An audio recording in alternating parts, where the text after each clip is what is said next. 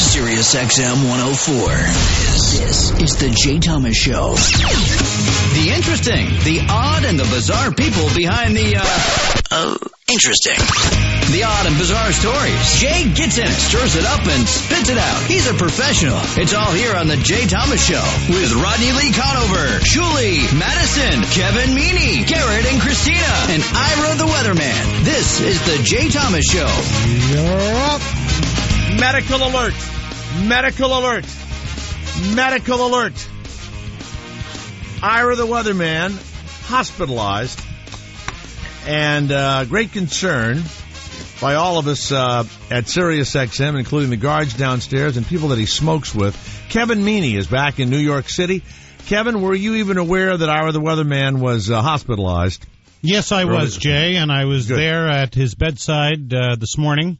I prepped him for surgery. I shaved his undercarriage and took care of what a blue vein. His undercarriage. Yes. Now, Garrett, it was voluntary, or what do you not just voluntary. What do you call it? It was involuntary. It's not like he didn't have like an attack or anything. They had a stress test, and I guess they noticed blockage. Yeah.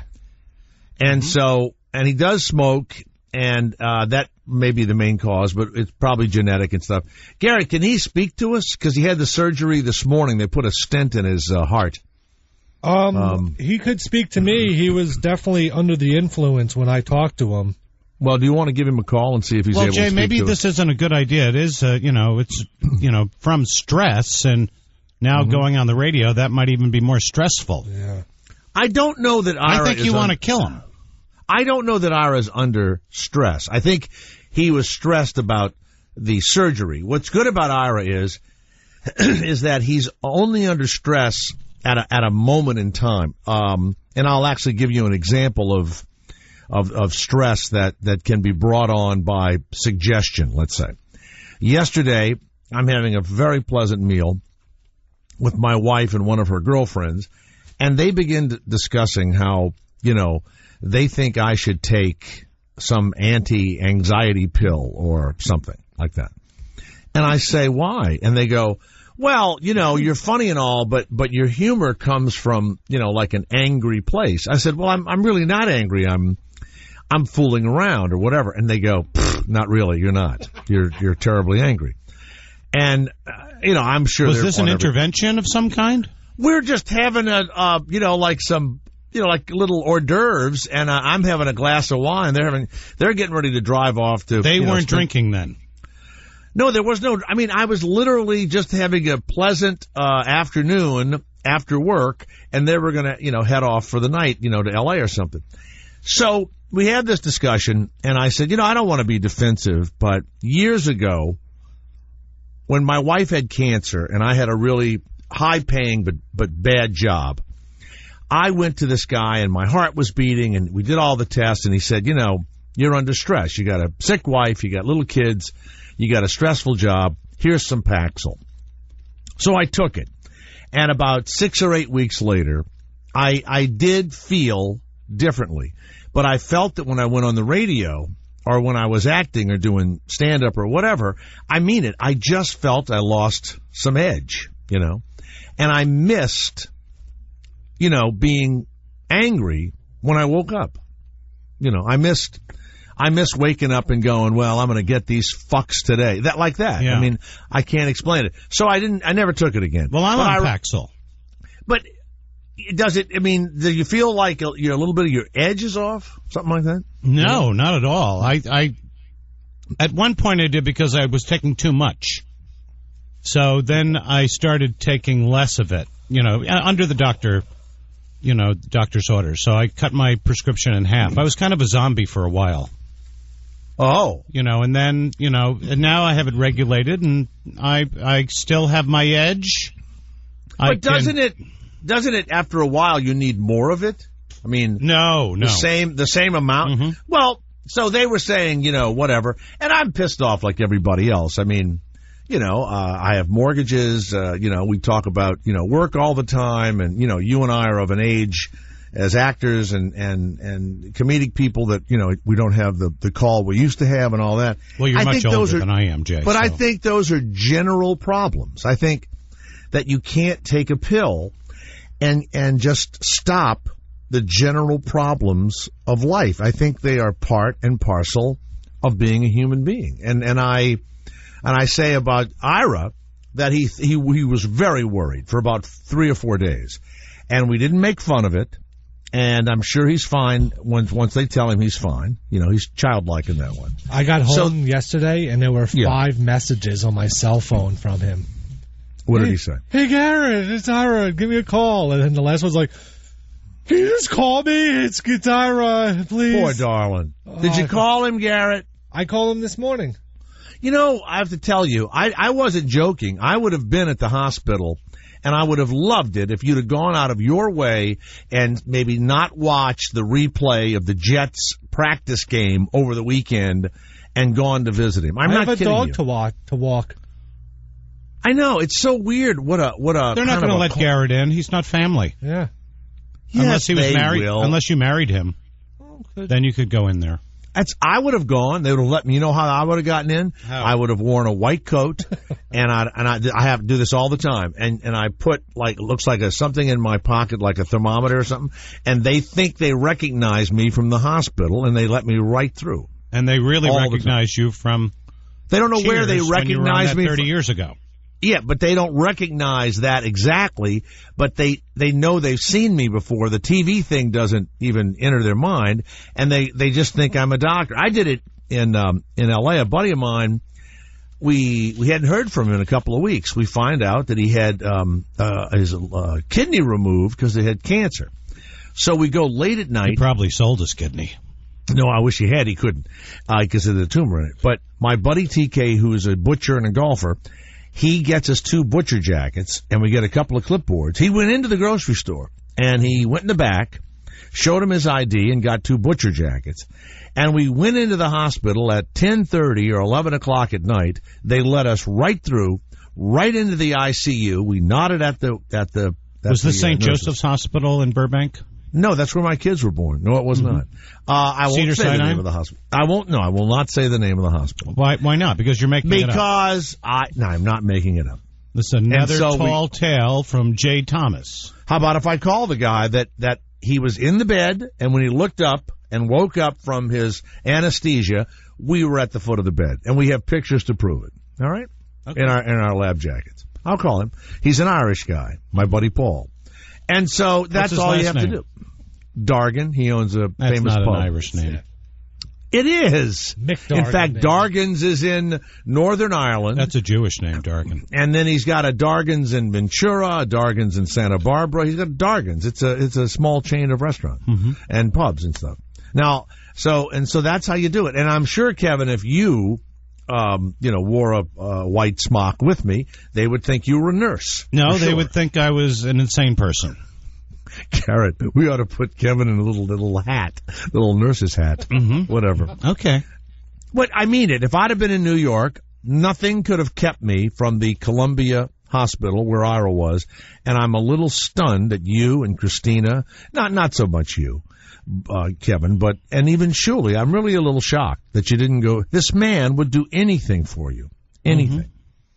And yet, I said it 3 times yesterday. And you didn't go. I don't understand. We're not retired with no burdens like he is. That's why he visits people. Every day it's a free day for him. He's retired with no burdens. Yes. That's why he... All right. When you're retired... Did his family When you're go? Retired... Yeah, his brother and his sister-in-law. Okay, well, that's enough. His brother wrote me a letter once and was angry at me. So I don't think his brother wants to talk to me. And I contacted his brother and I said, listen, I'd love to talk to you. And, I love Ira and he heard Ira cursing on the show or something. And he doesn't like that. And so I talked to Ira about it. And then Ira told me about his nephew who's a musician in L.A. I contacted that kid. He never contacted me. So I think they think I have some sort of, Yeah, sounds like a good idea for me to go to the hospital and meet all of them. You would just go as a radio friend. That's all.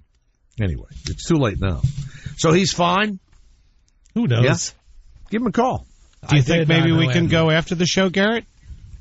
You wouldn't go, Kevin. You don't. He doesn't even like you. That's why I would go. And the new Madden football game is out tonight, so I got to rush home. Oh, my God. It's really sad. So Kevin Meaney is with us. By the way, I know you did something, and I'm going to say it to you right now because I know you did it. Okay. One day I came to work, and I said that I had been not just, called for like an audition, but requested to come back to New York and do a 6-week workshop of this musical about New York. Called Empire. Empire.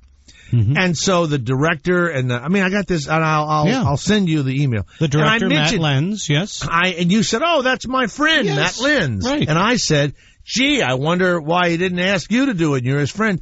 And do you know that my agent and I continue to correspond? And after the day I mentioned it to you, they never contacted me again. You know who's doing it? Tell me. Fred Applegate. Fred Applegate? Yes. Who's that? Fred Applegate? He's a big Broadway actor. He was just in Sister Act. He was, I don't know what happened to me coming to New York and them requesting. I think you got it all wrong. Okay, I'm going to send you the email. Okay, let me tell you something. They were interested in you. It wasn't offered to you. It wasn't an outright offer. That's fine. I was going to go to New York and I was going to audition. So they were saying, would you have interest in it? Because I called Matt right afterwards. Yeah, I bet you did. I did, and I was like, I bet you did. And he was I bet you did. Jay, listen to me again. So happy that I mentioned it. I mentioned it on the air. I was excited for you. No, you weren't. Of course I was. This is why you need to be on some kind of drugs. There's some kind of gay thing where you're jealous of everyone. No, Jay, I was excited for you. This would have been exciting. I was very excited too. I was, and I said I wanted you to do it. And if you go back and listen to the show, maybe you go over to the Museum of Broadcasting and listen to it over there. I was excited that day. Every time you say that makes me laugh. And then I told you that I would help you, with your singing. And you said, that's right. Oh, yeah. So and I even talked to my family. I'm not short enough to do that part. I told you that day that you're very short, and it was to play Mayor LaGuardia. Yeah, no, Al. What's his name? Al Smith. Al Smith. Al Smith, right? Yeah, and he was midget like, and so they wanted to. Is Applegate a midget? He's a little bit taller than you. Mm-hmm. Well, Garrett, let's go back now. You of course can spot insincerity at a moment's notice. Do you remember this conversation I had with Kevin and I was really looking for someone to talk me into doing it. Yes, I do. And what did you feel when he said he was friends with that director? I'll tell you what I felt. I felt it hanging, and in his mind, I have another 2 hours and 31 minutes until I can call this guy, okay? Oh, wow. That's how I felt about I thought it meant book it, that you got the job. Oh, really? He'd hook you up. You didn't hear insincerity in his voice. No. Mm-hmm. All right. I just spent the last few days with Matt because we were up in the country with no electric. Well, let me tell you, I have another thing for you to tell Matt. Okay. I'm done with him, okay? Okay. Done. His name has been added to a very special list. Okay. That's going to go on the Jack in the Box list? No. Well, yes, it is. Okay. Yes, it is. Like Michael Showers? Michael Showers? The Treme guy? From who? The guy that's dead. Treme. Oh, okay. He was on my list, and he turned up dead in the river. That's weird, isn't it? Because I read for that part. Coincidence? And perhaps. He got it. You be the judge. Have they? You know what's funny? Go online. They haven't determined how he died. They found him floating in the Mississippi River, and he may live locally there in New Orleans. Is Christina in the studio today? No. Where is she? As we told you earlier, she had the show. Emergency surgery in her mouth. No, she did. Yes, she did. Yep. You did not say that when I came on. Yes, we told you that. We did. We did. What happened to her mouth? What happened? Was it from the peas yesterday? The popping of the peas? She popped all of her peas yesterday. She apparently flossed, and that made her wisdom teeth impacted or something. Okay. I'll tell you now. My buddy was flossing, and there was an infection. It went to his brain, and he almost died from it. And that's about the third or fourth person. If you get an infection in between your teeth, it's bad. She said she felt it in her sinuses and stuff. By the way, that goes up to the brain. It's see you later. Well, see you later. That's why you should never pop a pimple above your nose bridge. Okay? So on your forehead or anything. Why? It goes into because that could be infected, and that could get infected. And then that infection can go right into your brain because it's right there. Through the skull. You know, I'll tell you why I stopped doing cocaine. I used to get big, pimples inside of my nose after I did it, and they hurt like hell. And I bet you popped. Right. I bet you popped. I them would and then do all kind of stuff. Snorted it. I did, and I got in some real trouble. And I had to have nostril surgery. Yeah. What, did they have to cauterize your nose? They did that a number of times, and then finally they had to go in, put my ass to sleep, and cut out these big, giant, like pustules in there or something. Coke pustules? Yes, and then the bandage is like a sling that goes around your back of your head that catches the bloody mucus. Did you do Coke right after that? I did right away. So What excuse did you tell your doctor? doctor? I need a bump. He knew. No, I told him ever since I was a child I had nasal problems. And he's in there looking, and they stick a thing in your nose, and I don't think they know how it hurts when it's a reverse scissors. It opens. We have a doctor listening.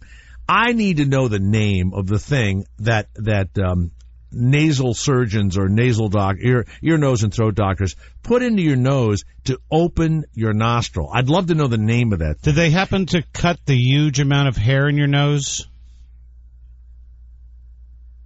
You know, I get my nose hairs waxed, and that brought on the same condition. And so, you're like my wife with the nose hairs. Yeah, she even said that to my kid the other day. She said, you're like your dad. You got those nose hairs. It's like weird that you even said that. Yeah, that's real Cajun. It isn't Cajun. Yeah, it's Italian. It's Mediterranean. It's real Cajun.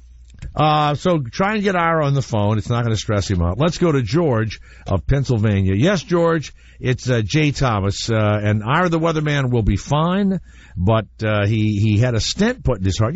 Come on, that's kind of serious, right? I mean that's an opening of an artery. Is George there? Who's answering the phones now? If Christina has we been told flossing. you Molly was. You know what? Who did you say all this to? Because I've been We here told since... you. Did you say it before I actually spoke on the microphone? Yeah, we were talking to you. It's like you. I wasn't listening. You I was to not. The bathroom, I thought. I was not here. I arrived when he said, "You're up." That's when I arrived. Supersonica Monica's here. Hello, Monica. Welcome. We've worked together before. Good to have you back on the show. Thank you so much. Oh, it's Monica, wonderful. Not Molly. Monica's at 888-410-102. And, of course, Monica, you're going to get the questions about your breast, your body, your period, the whole thing. So you just make up whatever body type, whatever style. You just make up what you exactly want to look like. I'm sickened by this. I really am. And that's what you tell these animals that are going to start calling you, okay? Oh, yeah, I got that last time. He said, what color underwear are you wearing? Oh, all of it. So you just make up whatever you consider to be someone you want to look like or the perfect type of human being because they have no interest in you as a real person. They only have interest in you in some Barbie doll pornographic way. So give them the bullshit back that they're giving you because they don't deserve an honest answer from an honest Tell them you're woman. like 400 pounds. No. Yeah. No. Do that. No. Give them the bullshit they want to hear. That's all. All right. Thanks. And then add that you have a penis at the end of it. Okay. Just tell them that you look like Chaz Bono. By the way, Chaz Bono is going to be on Dancing with the Stars. Along with Nancy Grace. Nancy Grace. I hope somebody kills her. And I got the whole list. I heard Covino and Rich talking about it, and I was stunned. Tommy of Texas, it's your turn. I'm sorry. The Jay Thomas Show. Yeah, Tommy, line 2. Tommy of Texas, go ahead. Tommy of Texas. What is going on? What's happening? Yeah, you're Tommy. Hold on. Yes, Tommy, go ahead. What are you doing? I was watching the Anthony Bourdain last night. Yeah. And it was about Treme and New Orleans. Mm-hmm. And I really wanted to see you on there, but you weren't on there. Why would I be on a cooking show? I don't know Anthony Bourdain. I don't know him. I don't know him. He's snarky and he's kind of funny, and that's... Yeah, no, I like him very much, but they wouldn't invite me on that show. They don't come to New Orleans, and they'd have John Goodman or they'd have Harry Shearer, or he also doesn't. If you ever see any recognizable people on that show, he doesn't do that. There's a format to these shows, and they don't. He had the frontman of Queens of the Stone Age on last show. The frontman of what? The cast of Treme was on there this show. Yep. Oh, well, then he does have those people. All right, good. By the way, the thing you stick up your nose to look up there, and it's called a speculum. It's the same shit that they put inside of any orifice to look inside it. Even in your anus? Yeah, speculum. You mean the thing that opens? That's what's in there right now. It opens up holes. Yeah, it opens orifices to look inside. Duckbills. Garrett, please send or let Kevin see the tattoos of the belly buttons, please. That's my favorite. All right. Thank you very much. I got my picture. Thank you, Jay. My pleasure. Let's go to George on line 1, who has been patiently waiting. Yes, George, it's Jay Thomas. Yes, sir. How you doing, Jay? Good, thank you. I think it's really, really, really bad of them two not to go see Ira this morning. I agree. And it's awful coincidental that they didn't go see it, and all of a sudden Christina's in the hospital with a problem. Mm-hmm. Garrett may be next. Well, no, I'm sure that if Christina called, oh my God, Garrett would fall over himself. Oh, please. Go see her. Oh, he'd fall all over himself. That's why I didn't go, there. because she had emergency surgery, so we couldn't team up and go in. You were going to team up and go. Anyway. Hmm? You going to tag team? Yeah. They make a fool out of them. They put him downstairs by the people who are coming in and out of the stores, and then they don't go see him whenever he's injured. That's really sad. They make a fool out of him, and then he's injured. But you know what? Garrett would be good as a pro football coach. You know those guys get hurt and they just forget about you. Rub some dirt on it. Yeah. Was Garrett watching the yawn ball? Walk it off. They're calling it the Jets and Giants. That was the yawn ball. The yawn bowl? Yeah. Yeah, I think that the Giants are in real trouble this year, and I think the Jets are going to be very good. Very good. Yeah, the Jets kicked some ass last night. Yeah. And I'll tell you now, the New Orleans Saints look really strong. I think Atlanta is going to be good. You know, what about San Francisco 49ers? Not so good. Is that Joe Montana? Is he still playing? Yeah, he's quarterbacking again. He's great. Yeah, he's starting again. You know what's weird? You're going to be happy soon because his son is in college now, and he's going to, get out of school, and he'll be Joe Montana also. I love Joe Montana. You'll be able to say that at some point, All right, George. Joe Namath, Joe Montana. All right, thank you, George. Joe Namath wore the white shoes. That's right. He was great. Broadway Joe. Let's go to Tony of Detroit. Yes, Tony, it's Jay Thomas. Boboni. Awesome. First off, Jay, I love you, but I got to give a little love to Kevin. I used to watch Dr. Katz back in the day, and I went on YouTube and I rewatched Kevin Meaney. On my life, I was crying laughing. I really mean this, Kevin. Has anyone ever told you how funny you were on that show? I love doing Dr. Katz, professional therapist. Jay, how come you never did that show? I never heard of it. That was it was a animated show where you would go and talk to the doctor. You would talk to Dr. Katz, and he would help you with your problems. Who played Dr. Katz? Jonathan Katz, a comedian. I probably wasn't. He wasn't on my radar, and I wasn't on his. I don't know him. It was a Comedy Central series, an early Comedy Central. Yeah. And would you play a character, or would you be Kevin Meaney? I played Kevin Meaney, and then they animated my whole family. And the car ride. What's that? That car ride that you went on. That's what made me cry, dude. Yeah. It was so effing funny, dude. Yeah, that was funny. Wow. So when they do a show like that, you do the story first and then they draw the show? I think they did I think they did it the opposite way. They draw it first. No, they did the audio first. That's what I just said. They do the audio first because you told the real story or they wrote it for you? All the comedians would go in and do some of their act. Would Garrett put it on the show from YouTube? It's so fucking funny. I mean, Kevin, Dr. Katz. Dr. Katz, what? Katz, professional therapist. All right, well, with a K. All right, thank you, Tony. No, I'm a big fan of Kevin Meaney's. All right, thank you. Let's go to Mike of Canada. Yes, Mike, it's Jay Thomas. By the way, if we mail off to Canada, we can get all kind of these prescription drugs for much less, can't we, Mike? Yes, Mike? you can. You can get. I think they actually have changed that now, where you can get. Before it was illegal. Now it's actually perfectly legal. Now. Well, my brother buys $1 a pill, Viagra from India. No, from India. What does he need that for? To make his penis hard. And he buys it like he and a buddy. That's gay. They act like the $100 is like, they fight over who's gonna put it on their whatever credit card. That is so gay. And they get the 100 and they split them up. And I said to him, I would no more put one of those in my mouth. The box itself looks like it has been pre-opened or pre-chewed by something prior to arriving. It's an old beat-up. Pre-cummed. It looks awful. And they just take them and say, they don't work exactly like prescription Viagra. No, they don't. They make your penis wide. They're a lot better for you. No, they make your penis. It gets hard, but it's wider than longer. Oh. It's like a ballpark Frank. It's a girth. It's plump when you cook them. Yeah. They plump when you cook them. Mike, are you on some sort of a mood-altering drug right now? Well, I am. I'm. You guys were talking about Paxil, and Kevin, how much were you on? 40 milligrams. What were you on? I was on 40 milligrams. Now I'm on 20. Okay, I'm on 60. Wow, you must be a total zombie. Yeah, hold it, Mike. Mike. It's just fucking life. You don't need a pill. I mean, there are things to worry about. Listen, when the cavemen had to worry about a saber-toothed tiger killing them or another tribe coming. But a caveman only lived until around 15 years old. Exactly. So what? Okay. I'm 43.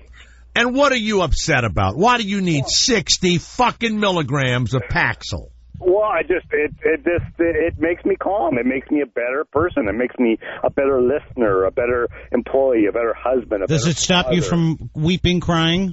It doesn't do that. No, because that was my problem. He doesn't. Yeah. I would be weeping, crying. I couldn't stop it. Because you're gay. That he doesn't weep and cry. I'm not gay. All right, but you don't weep and cry. That's only gay guys and women weep and cry. Kevin, I've got another question for you. How does it affect your the pee-pee? Oh my God, not at all. Really? Not at all. I need.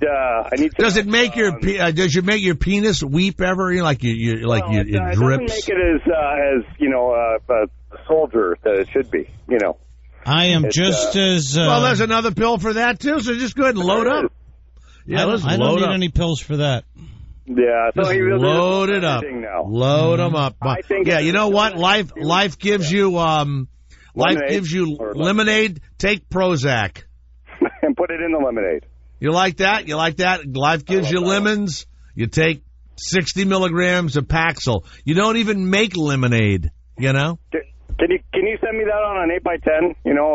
You don't need a drug. Yeah, I'll you know what? Monica, get his address, please, and I'm going to send you a picture that says, "Stop taking the drugs, you weakling." Right. That's what I'm going to say. Awesome. Now, I will admit, your wife just asked you to get on something because of your anger issues. Right. My wife is insane, and her girlfriend, they're insane. They have some troubles, and they take a fucking pill. Okay, I don't agree with that.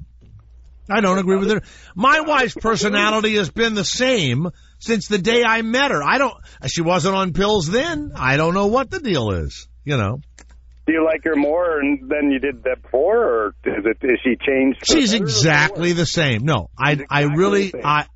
My wife was a tough, can be very funny and nice and all, but when she gets tough, she's tough. And she's not any different than, she was a vice president of a big company, and so she had that kind of businesswoman. Why doesn't she work now? She doesn't have to. She married well. I mean, how else do you want to say it? I'm not joking. One morning, or one night, she came home at 11 o'clock at night. I had been home since, noon. I'd done my radio show or whatever. And she's exhausted and on the phone, and there's troubles, and she hangs up, and I said, what are you doing? She says, I got this. I go, you don't have to work anymore if you don't want to. I mean, you can get a job you want to get. Do something else. You don't have to work at in retail anymore. And that's how it happened.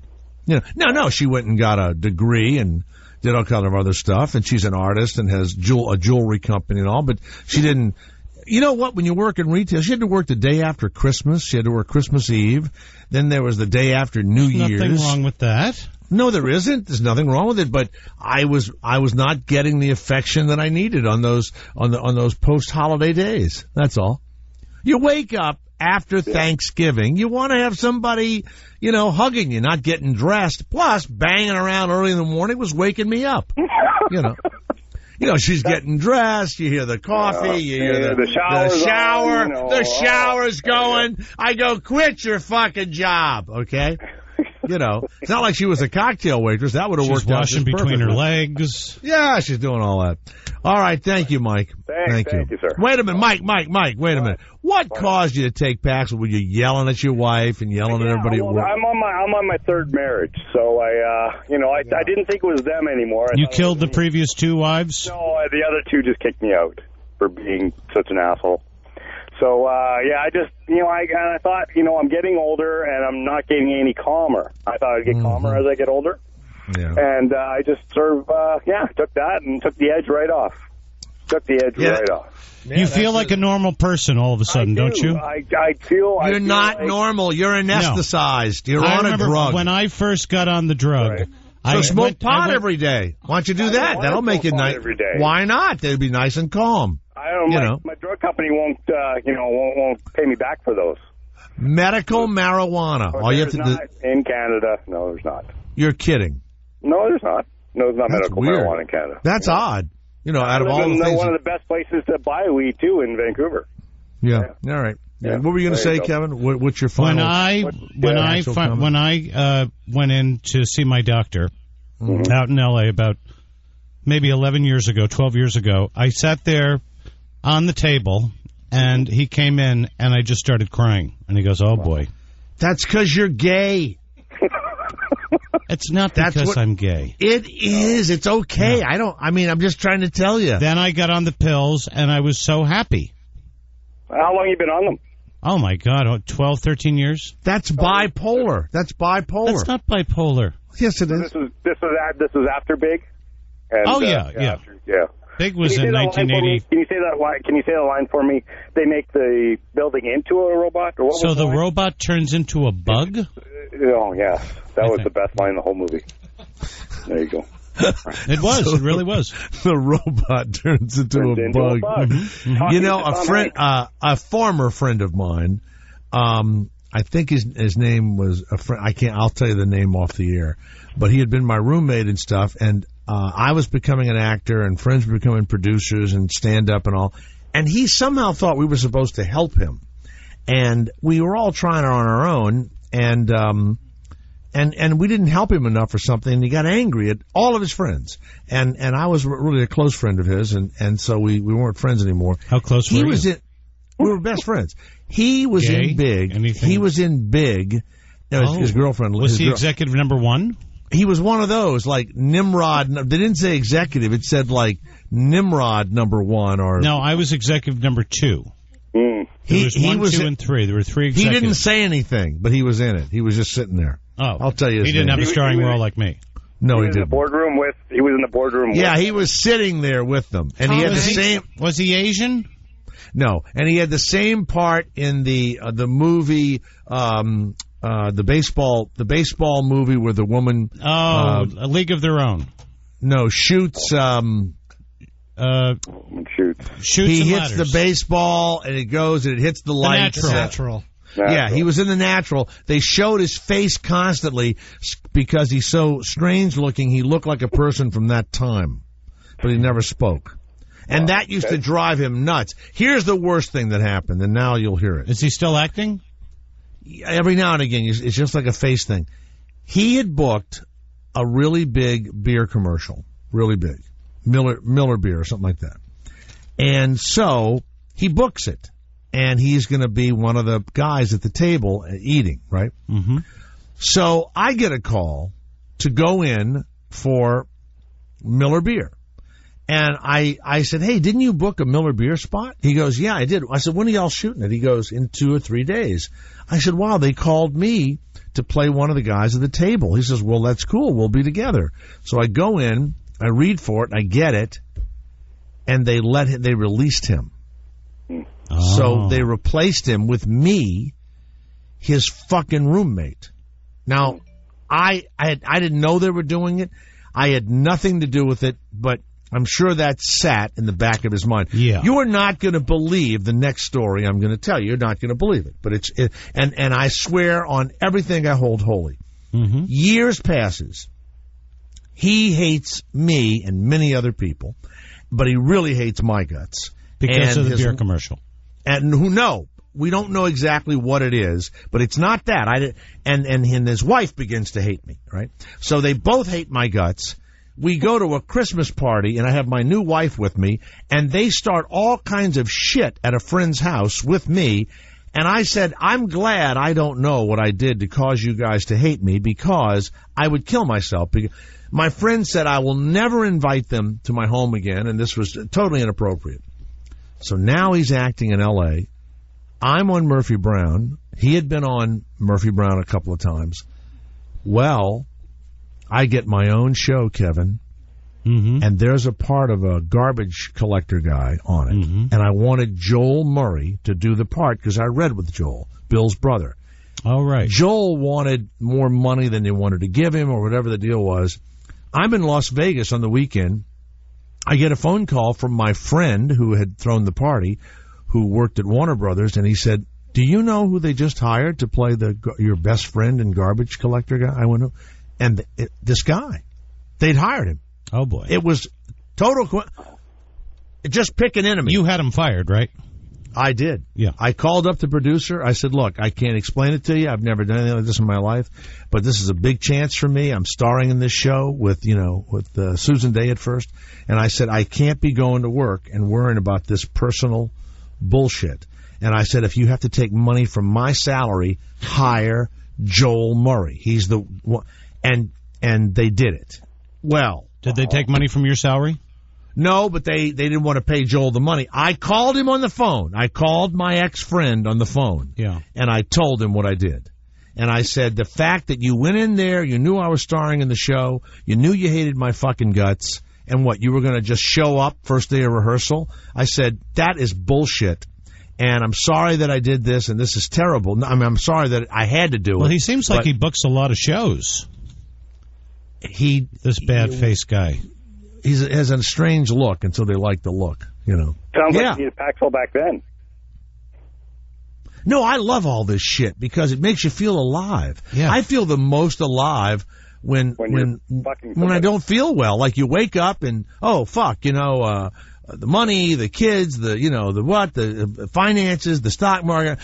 That's when you're alive. You wake up, the birds are tweeting, and you don't give a shit. You might as well be dead. That's a T-shirt. That's what Kurt Vonnegut said. He said, after a massacre, there is a silence that's only broken by birds. And so as you look over the field of mangled bodies, you hear putweet, putweet, putweet. There you go. All right. Think about that. We'll be right back. Pull off the highway and into something amazing. Holiday Road, The Jay Thomas Show.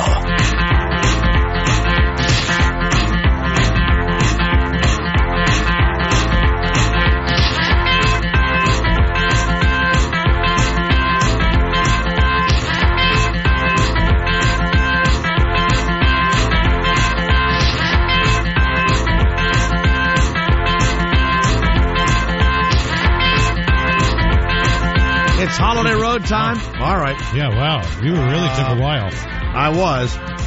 Go to museumofdivinestatues.com. Kevin, it's the end of this season. That's why we're doing something religious. Yeah. Let's welcome Lou McClung. It looks like McClung, but Lou, welcome. That McClung? is correct, Jay. It's McClung. Thank you. McClung. Lou McClung. It's McClung. McClung. And the great comedian Kevin Meaney is also in our studios today. Oh, he is not. He is so cool. We love him. Oh, thank you, Lou. Yeah. Now he's a lapsed Catholic. I'm a lapsed Catholic. I am a Catholic. I'm not a lapsed Catholic. I'm Catholic. Well, before we go into it, Lou, let me tell people where we are. We're on Madison Avenue in Lakewood, Ohio. Yesterday, Garrett, what was the name of the town in Ohio that we visited yesterday? Gosh, it was a little. Oh my goodness! Cincinnati. We had on the cardboard. They're the Museum of Cardboard Boats that can fit human beings and paddle down the river. Wow, I've never heard of that. You don't know that museum? Well, I'm gonna send him. I'll find him from yesterday. I'm going to send him a message, and you two need to meet each other. New Richmond, Ohio. Do you know that town? Actually, I don't. No. Well, you could put some of your statues in the cardboard boats. There you and go. Float them all over the place. Now, Lou, are you really religious? Is that why you collect the divine? Well, I am statue? Catholic and was raised Catholic, and actually, I'm a professional makeup artist. And I started doing statue restoration about 6 years ago, and have been doing it ever since. I do it on a for-profit basis for churches around the world. And you sell them the statues, and you make a profit on them. Yes, it's a for-profit business, but the Museum of Divine Statues is a 501(c)(3) non-for-profit, and the purpose is when I heard of the closings of our 51 Catholic parishes in Cleveland, that's when I snapped into action and formed the 501(c), and we began rescuing the statues, and we have recently, a year ago this month, purchased one of the closed churches itself, and that is the physical place now that houses the collection of the museum. Now, the reason that all this is happening is because the priests have been diddling little boys and girls. Well, the main reason that things have been happening is a combination of everything. It is a lot of these churches are in areas where people no longer live, so people have moved from the inner city to the suburbs. So as a result, there are less people at Mass, and then also a shortage of priests. And so it's a combination of everything, and less people going to Mass, so which means that well, you're being very kind, very kind. Okay. I mean, I live in Santa Barbara, where the Catholic Church sold the most beautiful monastery to some crazy rapper about 15 years ago on 50, 60 acres overlooking the water, and sold schools and churches and everything else because the Los Angeles diocese owed, I don't know, $400 million to people that were, that had been diddled by priests. Well, it's sad that they would sell the property to a rapper when it was a Catholic church. It's different in our town.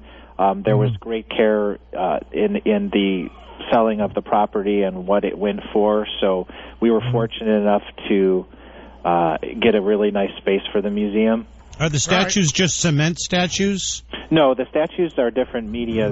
We have marble, we have wood, and then the majority of the statues in the collection are actually made of plaster and horsehair. That's what I meant, plaster. Right? Could I buy one? Because we actually have some stuff from a church in Guatemala, like the two kind of, when you walk in our home, it looks like people, but it's two hand-carved wooden women who are, I guess, angels out of a church in Guatemala. And could I buy one of your for-profit pieces and say it's for my personal use in my home? For-profit work, yes, but anything that is in the museum is not for sale. It was all... No, I'm going to look at your for-profit stuff because I may have a person with a crown on and a crucifix on their head. Yeah, if you need help identifying any pieces that you may have, you can also shoot me an email. I could take a look and tell you exactly what it is that you do have. You mean the two angels, the two women that are overlooking the when you walk into my home, they're kind of over the top looking down at you. Okay. Yeah. Are they clothed? I'm sorry? They are. They're clothed. Okay. They are not naked angels. Now, the Museum of Divine Statues.com. When you walk in, do you have the holy water there, and you have to genuflect and make the sign of the cross? Well, people are free to do whatever they want to do in the museum. The one thing that does set this museum aside is it does have a devotional angle to it as well, because what I want to be clear about, though, is as Catholics, we do not worship statues. I do. That's what I liked about the church. I like going as in. As Catholics, we worship saints. Well, let me share. But I liked all that, the theatricality. Oh yeah, no, the theatrics are great. But what I'm saying to you is that my goal as an artist is to make the statues look as realistic as possible, and here's the reason why. If you know, one of the things that's interesting, if you watch all these shows and you hear MTV Cribs and you see rappers and you go into their house and they're like, yeah, I have a meditation room and all that BS, and a lot of people don't even go in there. They have Buddha statues. They don't understand why they have them, because sometimes they're not even in that faith. So just to share with you what it's about for me is it's about making the statue look as realistic as possible. So when people are in prayer and meditation, it helps hold your focus. So you're venerating and worshiping this saint, but you're not worshiping the actual piece of art. It's just to help. It's a visual to keep you in focus in prayer. Have you ever tried to meditate and then all kinds of thoughts come to your mind, and it's hard sometimes to bring? You betcha. Yeah. That's because you're not on Paxil, Jay. Well, here's another one. What I always wondered was that the statues look so, pleasant. They're looking down on you. Correct. I look at that sometimes and I think, gee, I wish there'd been maybe a statue where the face of the saint was like kind of like stern looking, like you've been bad. It's like, I don't think forgiveness should be as easy as it's handed out in the Catholic Church, to be honest. I think that's one of our problems. We needed stiffer penalties, Yeah, well, no, there are a very big range of saints. We have one particular saint in our museum that actually holds a relic in his chest. Do you have a Saint Gerard? We actually don't, and if anybody out there would love to donate, we would love to have a Saint Gerard, because he's very big with women who are trying to get pregnant. Yes, pray that's to Saint the baby Gerard. saint. Yes. Yeah. There's a saint that you look at and your seed will grow inside of you. Wow. The what? The seed will grow inside of you. Well, Saint Gerard, that's what you just said, isn't it? Not the demon seed, Jay. No, I didn't say demon seed. Well, your wife's not sound pregnant. like the demon seed. Now, let me ask a question. Do you have any black saints? I'm sorry. You know what? Black saints? We do not, and we would love to. It's really hard to find any of the black statues. Saint Martin de Porres would be a great saint that we would love to have as well. All right. Okay. All right. Saint I'll look who? for that. Saint what? Saint Martin de Forest. De Porres. Saint Martin. A black saint. Saint Martin de Forest. Now, what's it take to be a saint? Never touch yourself. It's a very complex, long process. I don't know the whole thing, but I know that there has to be a series of miracles that have to be proven. And there's like Mother Teresa is very close to being a saint now. Yes. Right. Now, Mother Teresa, believe it or not, is a member. She has kind of a checkered kind of a past, and she said some kind of unusual things, even though she helped millions of people. Have you read some of the negative? I don't know if it's negative or not. It's just that What did she human. do, Jay? What did you know that she did? It was like her attitude was, and she wasn't sure whether she believed in a divine being. She knew that doing good was. Did she do dirty things? No, nothing dirty, I don't think. But I think she did beat herself with the little, the thing that you beat yourself with, the little. With the palms? No, with like a whip, like with a whip or something. You know what? We're going to look it up and be right back. Stay where you are. We're at the Museum of what? Divine what? We're at the Museum of Divine Statues. The Divine Statues in lovely Lakewood, Ohio. Stay where you are.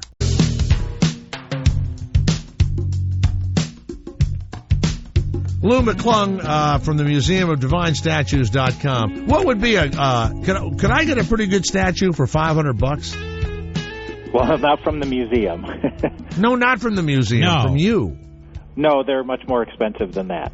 What do they go for? They go between $4,000 to $12,000. Wow! Oh my God! Are any of the statues naked? No, the only one that is partially closed would be, that is close to, obviously, the corpus on the cross would be St. Sebastian. Yeah? Mm-hmm. Can you see his penis?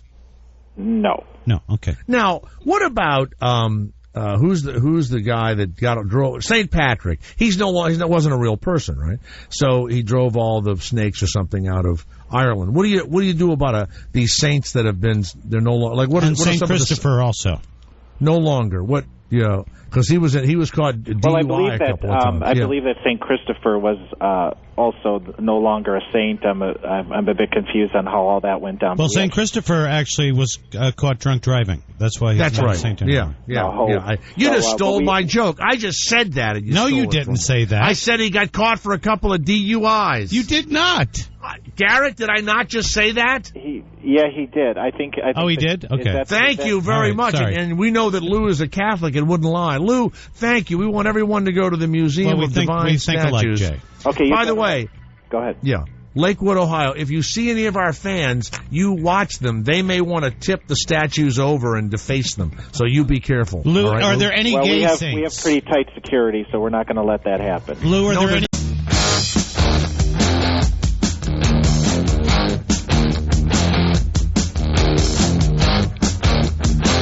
I'm in California. The rest of the gang, including Monica's at 888-4-102-102, is in New York City. And the weatherman had a stent put in his heart early this morning. He's doing okay. We may be speaking to him.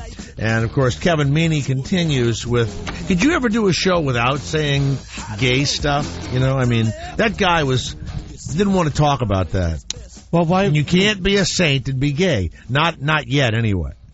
Well, that's what I'm working on right now. Sir, who would it be? St. Herbert of the Dick Suckers? I mean, you can't have that. Why did you have to go there? St. Herbert. St. Herbert of the Ball Ticklers. Drew Brees is a little iffy. What? Hold it a minute. You just fucking, whatever you were about to say, pull completely fucking back and stop it now. I don't know where you were going. Did you really hear that, Garrett? We're not going to pursue. You think so? We're not. What? That spot on his face is from all the dicks hitting it. Ooh. It's a callus. I heard that Troy Aikman, he was gay.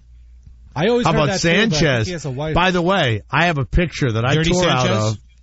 I have a picture that I tore out of Esquire magazine or whatever. Yeah. It is the fruitiest picture of this guy Sanchez from the Jets. I'm mailing it to you. You have it on your wall yet? Oh, I've seen him all. In the stadium, he's like holding the feather coat over his shoulder. Yeah, nice. Come on with all of that. Who's setting that up for him? He's a male model. Nothing wrong. Did he shave his mustache? Yes. Because I didn't like him with the mustache. By the way, that was a playoff beard. Okay, kind of thing. All right. I was looking at one of the news channels that was showing the Libyan rebels overrunning Tripoli. They had sandals on, like flip-flops and stuff. Yeah. How do you fight a war in flip-flops? How do you run real fast? The Japanese did. From a bullet. No, they did not. Yeah, they all had. We have a flip-flop. No, flip-flop. Flip-flop. Shoot Joe. Shoot Joe. Flip-flop. I don't think so. By the way, the Canadians gave the Libyan rebels these little tiny compact drones that weighed like 3 pounds, and they gave them thousands of them. And they would fly and go into it must be really awful. They would fly and go into the compound where Gaddafi was, and he'd have his soldiers shoot at him and everything else. And the person flying the drone, Garrett, was some guy, 20,000 miles away. In Nevada. With a joystick, or in Canada, with a joystick, avoiding the bullets. That has got to be the most fun job in the world. That's like playing video games, but real. Yes. Yeah. And there are thousands and thousands of these drones. Look up the Canadian. It's a surveillance drone. It weighs 3 pounds. It's probably as big as if you put, your two, hands. There probably you can get personal drones now. You can they'll be like your personal computer, just circling around your house. Yeah, just let's welcome Sheriff Grady Judd to the Jay Thomas Show from Polk County, Florida. Sheriff Judd, welcome to the Jay Thomas Show with Kevin Meaney. How are you today, sir? Well, it's an honor to be here with you. How are you today? We're good. Should we call you Grady or Sheriff? Oh, I like Grady just fine. Okay, Grady. We're going to call you Sheriff. Well, you know, the only other Grady I knew was from Sanford and Son. That's right. Now listen. Now, Sheriff Judd. That's right, We've had Sheriff Joe on from Arapahoe County in Arizona. You've heard of him, haven't you? Oh, I know Sheriff Joe. I've met him before. Well, you've done something sort of like him. You were making your inmates there in Polk County, Florida. You're making them buy their underwear. When did this start? Oh, it started on August the 1st. We're in a tough economic situation across the United States, to include our county, and we could save $45,000 a year. You know, that's somebody's job here.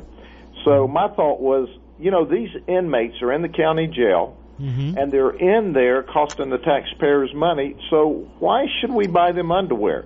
If they want underwear, they can do like everyone else. They can go out and buy their own off the commissary. But why do they have to buy, like, the regulated underwear? Why can't they buy, like sexy underwear? Oh, they can have any sexy underwear, any color they want. Oh, really? It's white and it looks ugly. Well, why can't they have a different color underwear? No, he just said he was kidding you. Kevin's a comedian. As long as it's white and it's ugly, that's the only underwear you can wear in the jail. Yeah, I mean, they have choices. They have choices here. It can be white and ugly, so that's their two choices. Or no choice. You know, if they don't want to wear any underwear, that's all right. We'll just let the breeze blow up one leg and down the other. Well, you know what? The problem with that is the pants rub against, your private parts down there. I can't. You ever go without underwear, Sheriff Judd? I hate it, personally. No, I don't. I normally wear underwear, but I buy mine, too. Sure you do. So now here's the deal. What kind of underwear do you wear, Grady? Cheapest thing I can find at Walmart. Do you go with the tighty-whitey? Oh, I wear whatever's the cheapest thing at Walmart. You see, I like to keep my money in my pocket. Because the boxer shorts, if you wear you don't produce enough semen. I don't need any of that. I've got all the kids I want. It is. It's like talking to Andy of Mayberry here. What are you doing here? This is a sheriff. He's not. You don't talk about his underwear. We're talking about the inmates' underwear. Well, okay? I just kind of want to know what kind of underpants he wore. Well, I know you do, but Sheriff Grady Judd of Polk County, Kevin Meaney, has only been gay for 3 years. All right, you didn't have to tell him that I was gay. Well, why did they have to bring that up? I think he knew you were. And so here's the thing. Okay. I get thrown in jail, and I've got some underwear on, and you say those aren't good enough. You make me buy new ones? Oh, yes. We take all of your clothes from you when you stay in the county jail because we don't want you sneaking in marijuana or tools to break out of jail or to injure another inmate. So we take all of your clothes from you. And do you do a cavity search on each inmate? If we think it's necessary. Or do you just have them bend over and cough? No. We have strict rules of that we have to follow, especially on cavity searches. But we give them clothes that we call oranges. Now that's appropriate since we're from Florida. So we give them oranges, and then we used to give them 5 sets of underwear. So in order to save money, the taxpayers' money, we decided, well, they can buy their own underwear off the commissary, or they can just be free spirits, go commando. But doesn't the feces get into the oranges? Well, it all depends on how well they use the bathroom. Well, I know, but don't want to, Now, wait, when the underwear... Now, wait, here's a big problem. So I buy underwear, Kevin buys underwear, Garrett has underwear, and we buy them. How do we know what underwear is ours? Don't you wash them in a big communal prison laundry place? We put their name on them. Yeah. And you at the theater, Jay. When you're at the theater, they wash your underwear for you. Jay, this stuff's not rocket science. No.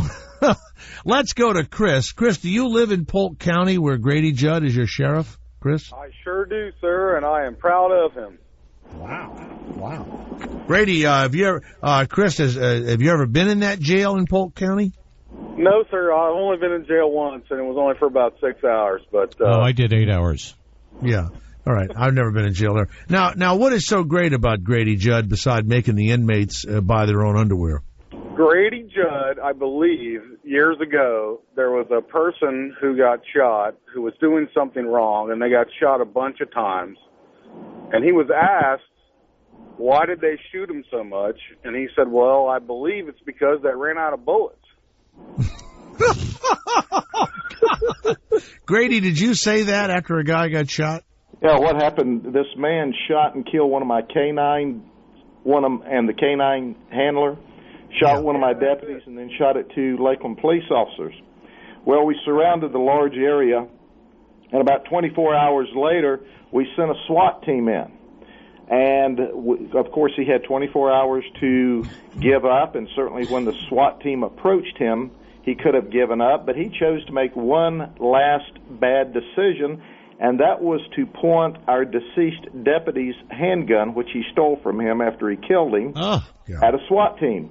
So we shot him 68 times. So one of the news media, doing their liberal thing, said, well, you know, what would you say to those who ask why you shot him 68 times? And I told him, I guess because they ran out of ammunition. Beautiful. But you know what? America. Now look, I know you just said liberal, and I'm a Democrat and a liberal, but I don't disagree with you, and I think that you're not that liberal.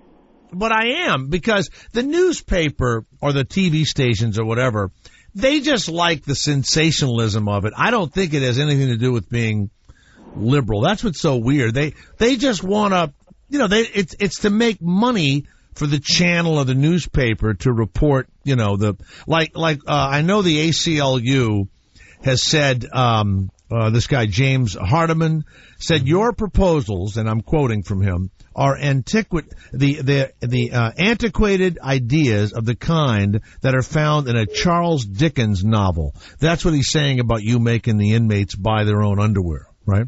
So, well, if he ever comes to jail in Polk County, Florida, he'll get to buy his underwear too.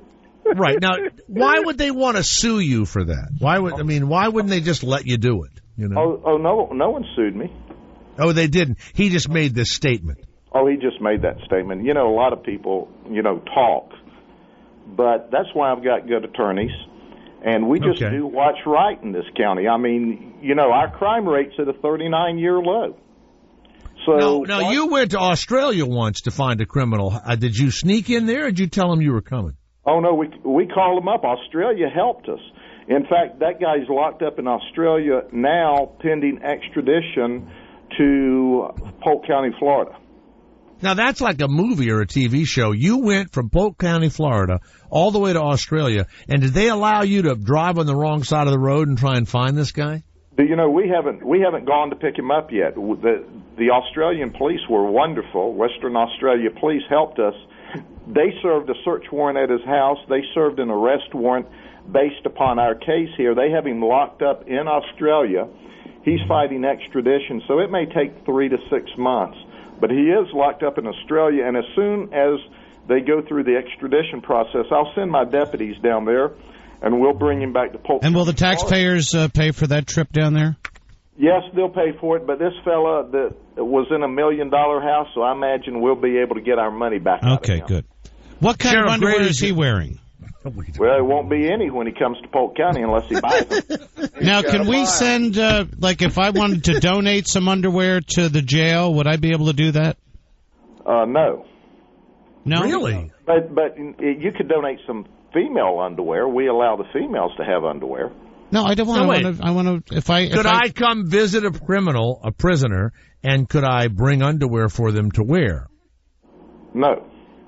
Really, I can't even. Okay, now here's the thing. Wow, let's say I'm really in jail then. You have to buy that underwear that some underwear that somebody's making a lot of money off this underwear. Well, here's what you can do. Yeah. No, it's on our commissary. What you could do is you could put money in the inmate's account. Yeah. And if the inmate had paid his book-in fee and paid all his daily fees that I charge him, then he'd have money there to buy underwear from the commissary. So what's the brand of underwear that you're selling there? We sell what the commissary does. That we don't sell. But somebody's making a lot of money off this one type of underwear that you're selling. Fruit of the Loom. All I know is it's white and it's ugly looking. Yeah. All right. Well, all right, Chris of Polk County, thank you. Let's go to Brett, who's, do you live in Polk County also? Brett of Florida? I live in Hillsboro, but I used to cover that area with my old job. And I was watching a press conference, and Sheriff Grady's great, by the way, but there was a guy that was in a lake down here in Florida and got attacked by an alligator, and I think he was using drugs or something, but one of the reporters asked, was it true that he wasn't wearing any clothes? And Sheriff Grady said, as we like to say here in Florida, he was buck naked. He wasn't even wearing his socks. And I don't know if you remembered that, but I still remember that plain as day. It was great. So. Oh, I remember that. Some people don't know the difference in being naked and buck naked, so I had to explain it to them. Well, I think this guy, Grady, could actually run with Rick Perry. You know, he could be the vice presidential candidate. Sure, you'd be good. Great. There'd be some real change. Yeah. Yeah. Thank you. Now, thank you, Brett. Now, Jay of Georgia, you've been listening to this. Grady, says what he wants to say. He's a good sheriff. He got 30-year low crime rate. Makes you buy your own underwear. What do you think, Jay of Georgia? Yeah, at a savings of $45,000 a year.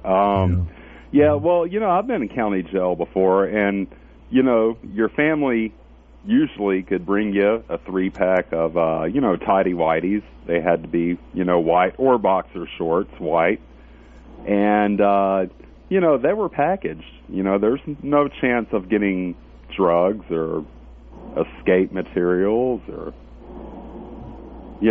someone is making a lot of money off Thank this. you. I'm glad somebody agrees with me on that. The $45,000, and let me ask you, Sheriff, do you honestly believe there's no contraband inside of your jail? Oh, I believe there's some contraband, but because there's no perfect system. But I can assure you of this, that every time we catch somebody with contraband, we put more charges on them. And well, what if they're serving 10 years, sir? Well, then they'll end up serving 12 years. Right. All right, good. Right. And you know what? There's a way to wear any underwear that you want to. The same way I told folks about peanut butter and jelly, because I don't serve that. You behave and stay out of my county jail. You can wear any color underwear you want. You can eat peanut butter and jelly. You can even eat peanut butter and jelly while you're just wearing your underwear. But now, wait a minute. Why don't you allow peanut butter and jelly? This is probably peanut allergies. Man, meat's cheaper. Meat is cheaper than peanut butter and jelly. The meat in jail, yeah, right.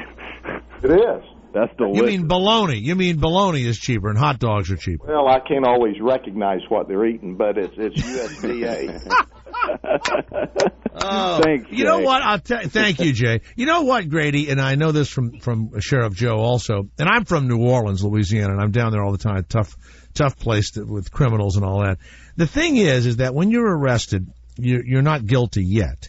And so that's the thing. It's that some of these people, when they'll buy the underwear, what happens if you find out they were not guilty of what you arrested them for? Are they reimbursed for the underwear and stuff like that? No, they get to take the underwear when they leave. But, so they own the underwear, yeah. See, they own the underwear, but see, there's probable cause to believe that they're guilty, or we wouldn't have arrested them. So that means I'm probably going to make them go by my rules. Okay, I got you. And if you're in some sort of trouble and you go into jail, and I mean this, it should be uncomfortable. Well, I don't want them to have an experience. experience. Oh, God. I think an experience is a good thing. I'm going to treat them humanely, and I'm going to feed them a nutritious meal. It doesn't mean it's delicious, but it'll be nutritious. But is it real meat? I mean, what sort of meat is cheaper than peanut butter and jelly? I'm stunned. Well, we don't feed them any cartoned milk either. We feed them powdered milk, because powdered milk's cheaper than carton milk. When I was in college, I drank powdered milk, and I'm fine. Look at me. And it works, fine. doesn't it? Yeah, absolutely works. Let's go to... It's time we made people responsible for their own conduct. That's all I'm saying, is just make them responsible for their own conduct and save the taxpayers money. We don't have to spend expensive things. We had basketball goals and all that. We took the basketball goals out. They don't play any more basketball in jail either. What about the weightlifting and all that? No weightlifting. See, we have to give them so many hours of outside recreation a week.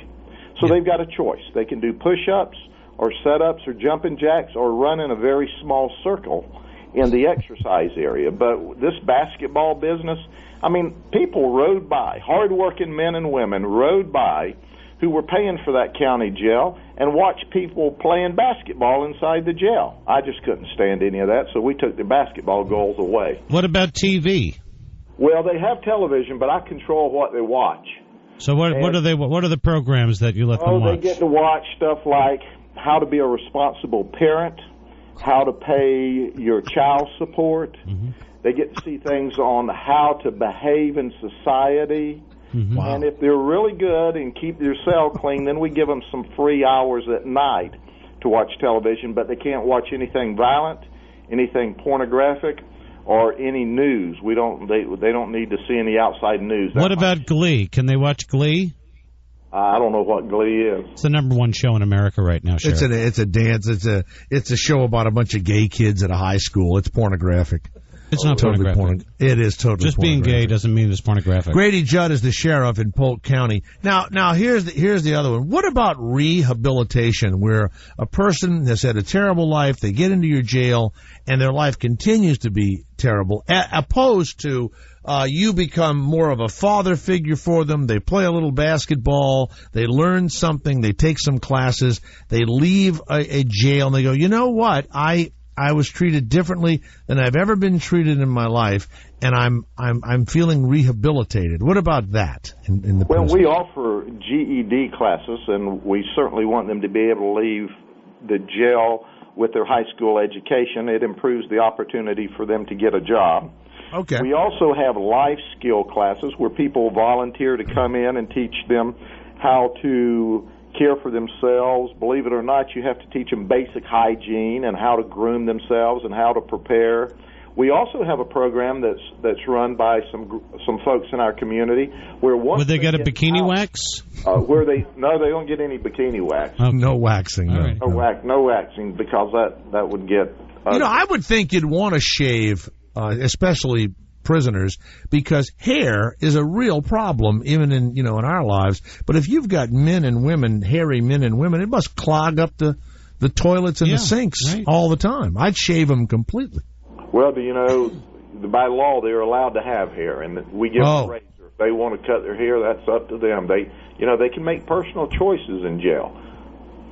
So they could shave their pubes if they wanted to. Oh, they can shave anything they want as long as they can whack it off with that razor we give them.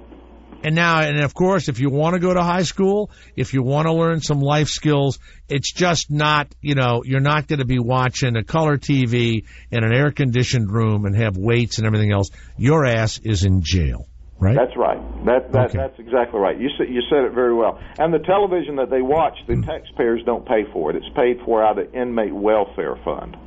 Now, what about if I go to jail and I'm truly innocent and I'm madder than hell at you? I've had a terrible experience. I was considered, in my opinion, I was considered guilty before a trial, and I come back to you and I go, you made me buy my underwear, watch these shitty shows and everything else, and I did not do it, Sheriff.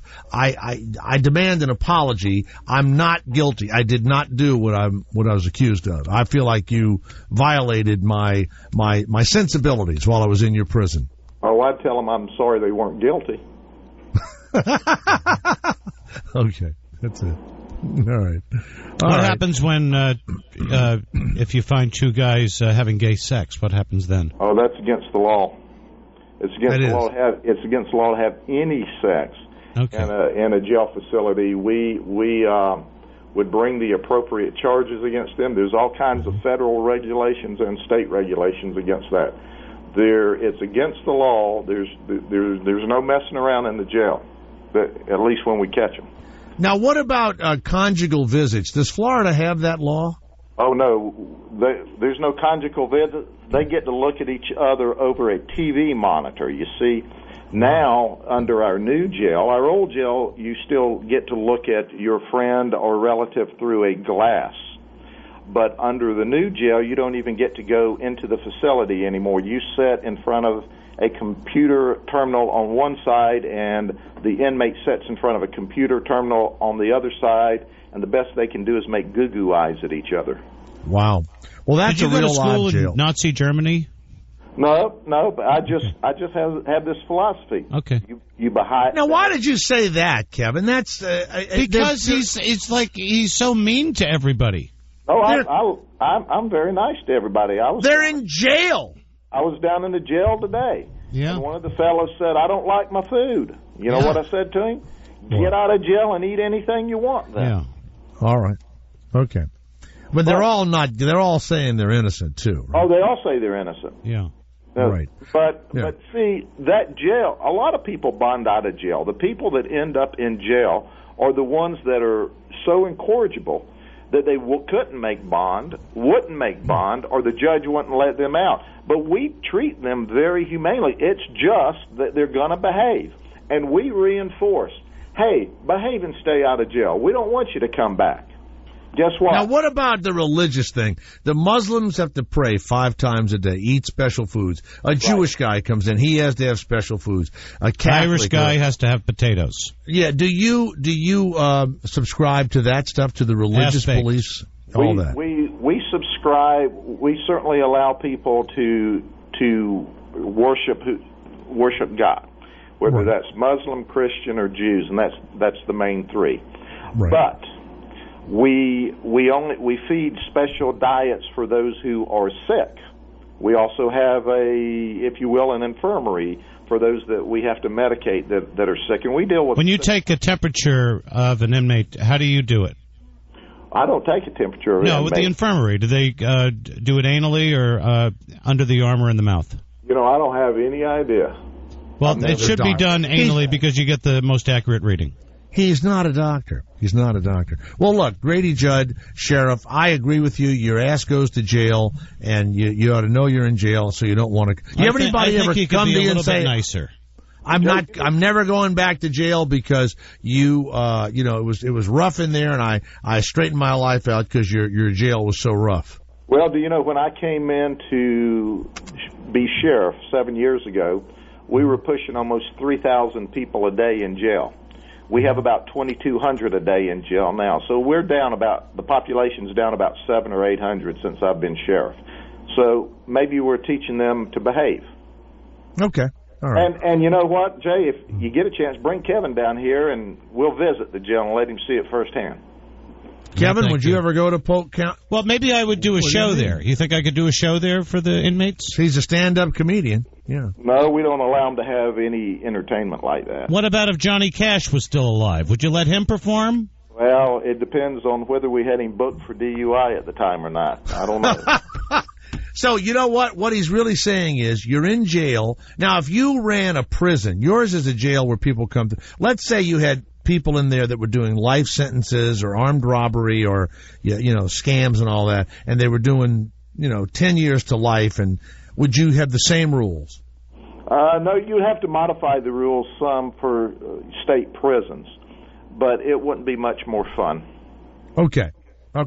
And even though somebody's going to get out in 10 years, you want them to know that it's no fun and they never want to come back here again. Right, and we want to give them the opportunity to learn how to behave, keep a job, take care of their family, pay their child support, and not come back to jail. And that's what we do every day. I just want to find out what kind of underwear you're selling in that commissary.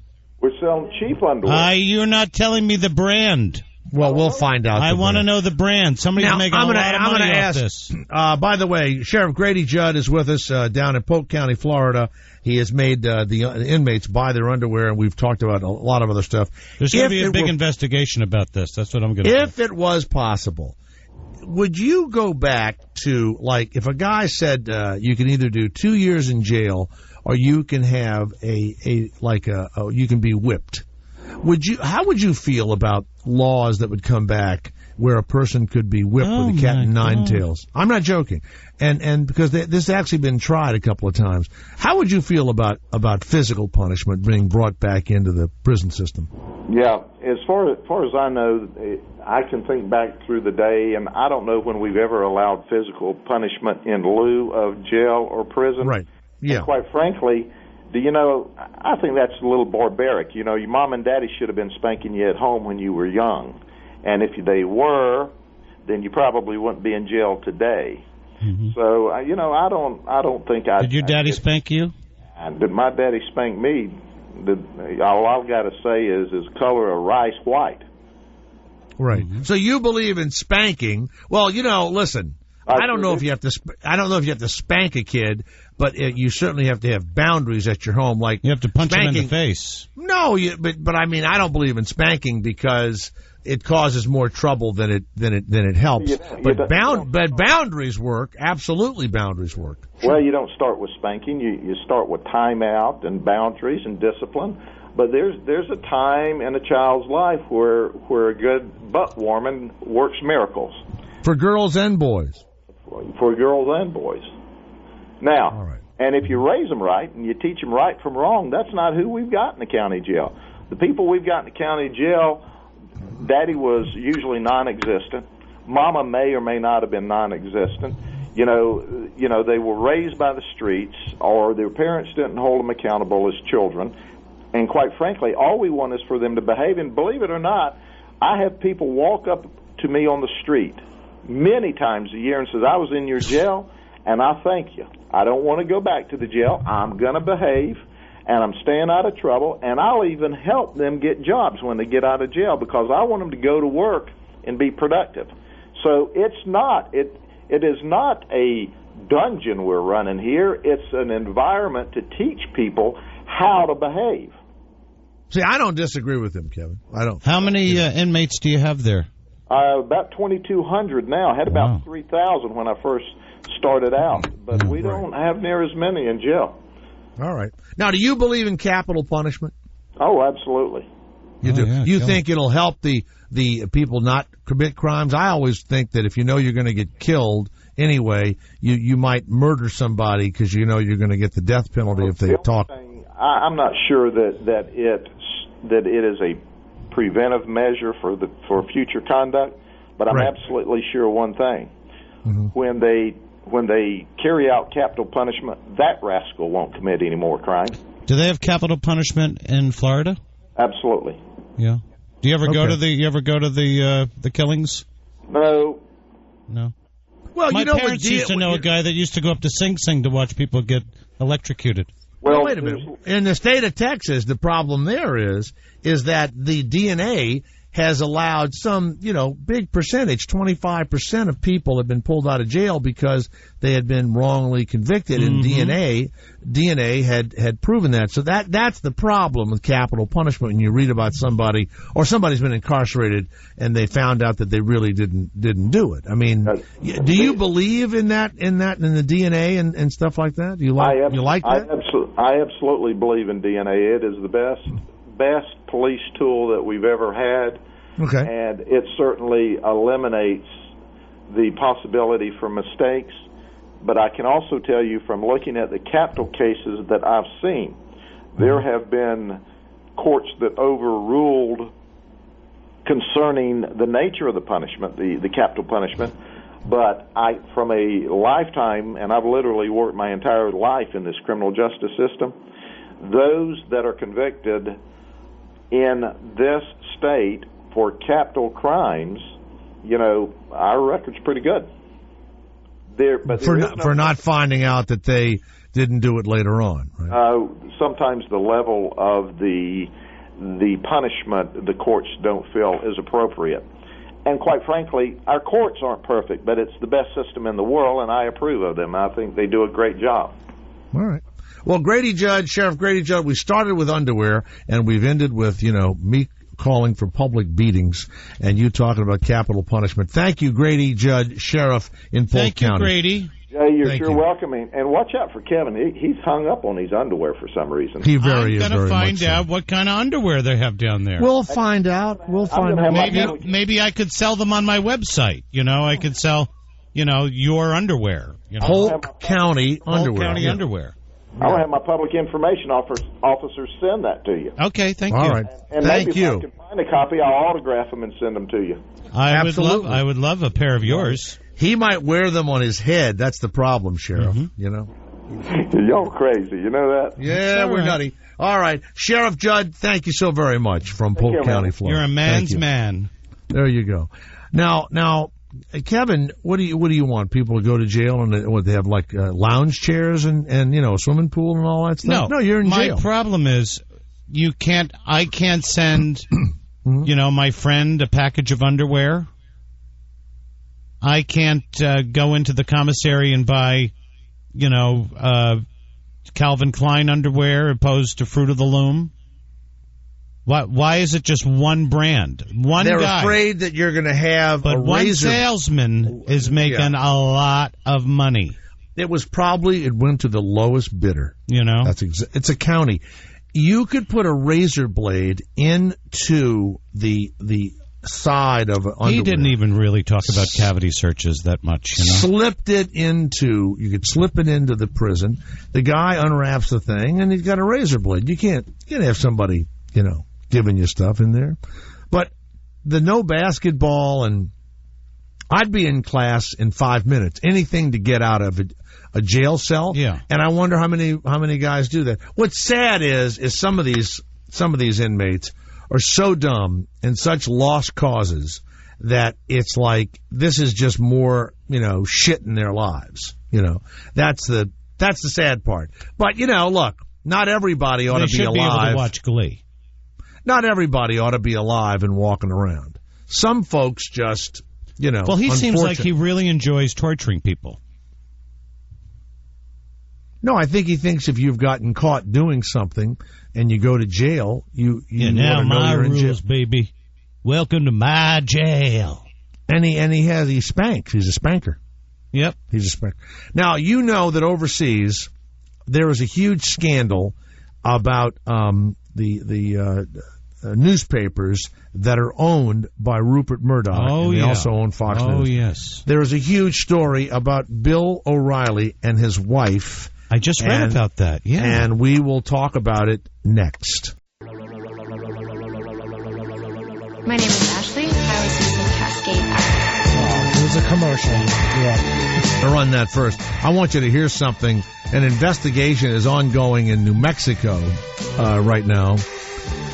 A security camera has a cop having sex in broad Tonight we daylight. have surveillance pictures of a state police officer in uniform having sex with a woman on the hood of a car in broad daylight. Now, state police aren't saying anything about the photos, but this is certainly not what you would expect to see a uniformed officer doing, so we are pressing for answers. Eddie Garcia went to find out what other New Mexicans think about the pictures. He joins us live. Eddie. Yeah, we held off showing the photo earlier newscasts because children are still awake during those hours, and even though it's later in the night, we still want to warn you, some parents might find this image objectionable.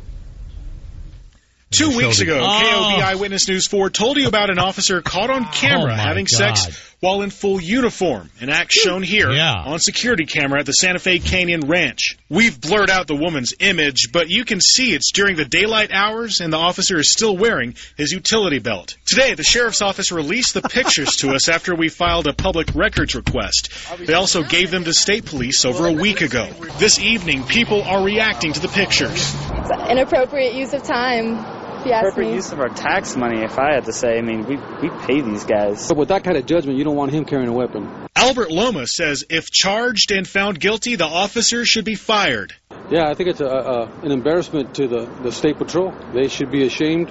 Others say it hurts the reputation built by good officers. I expect them to be the mark.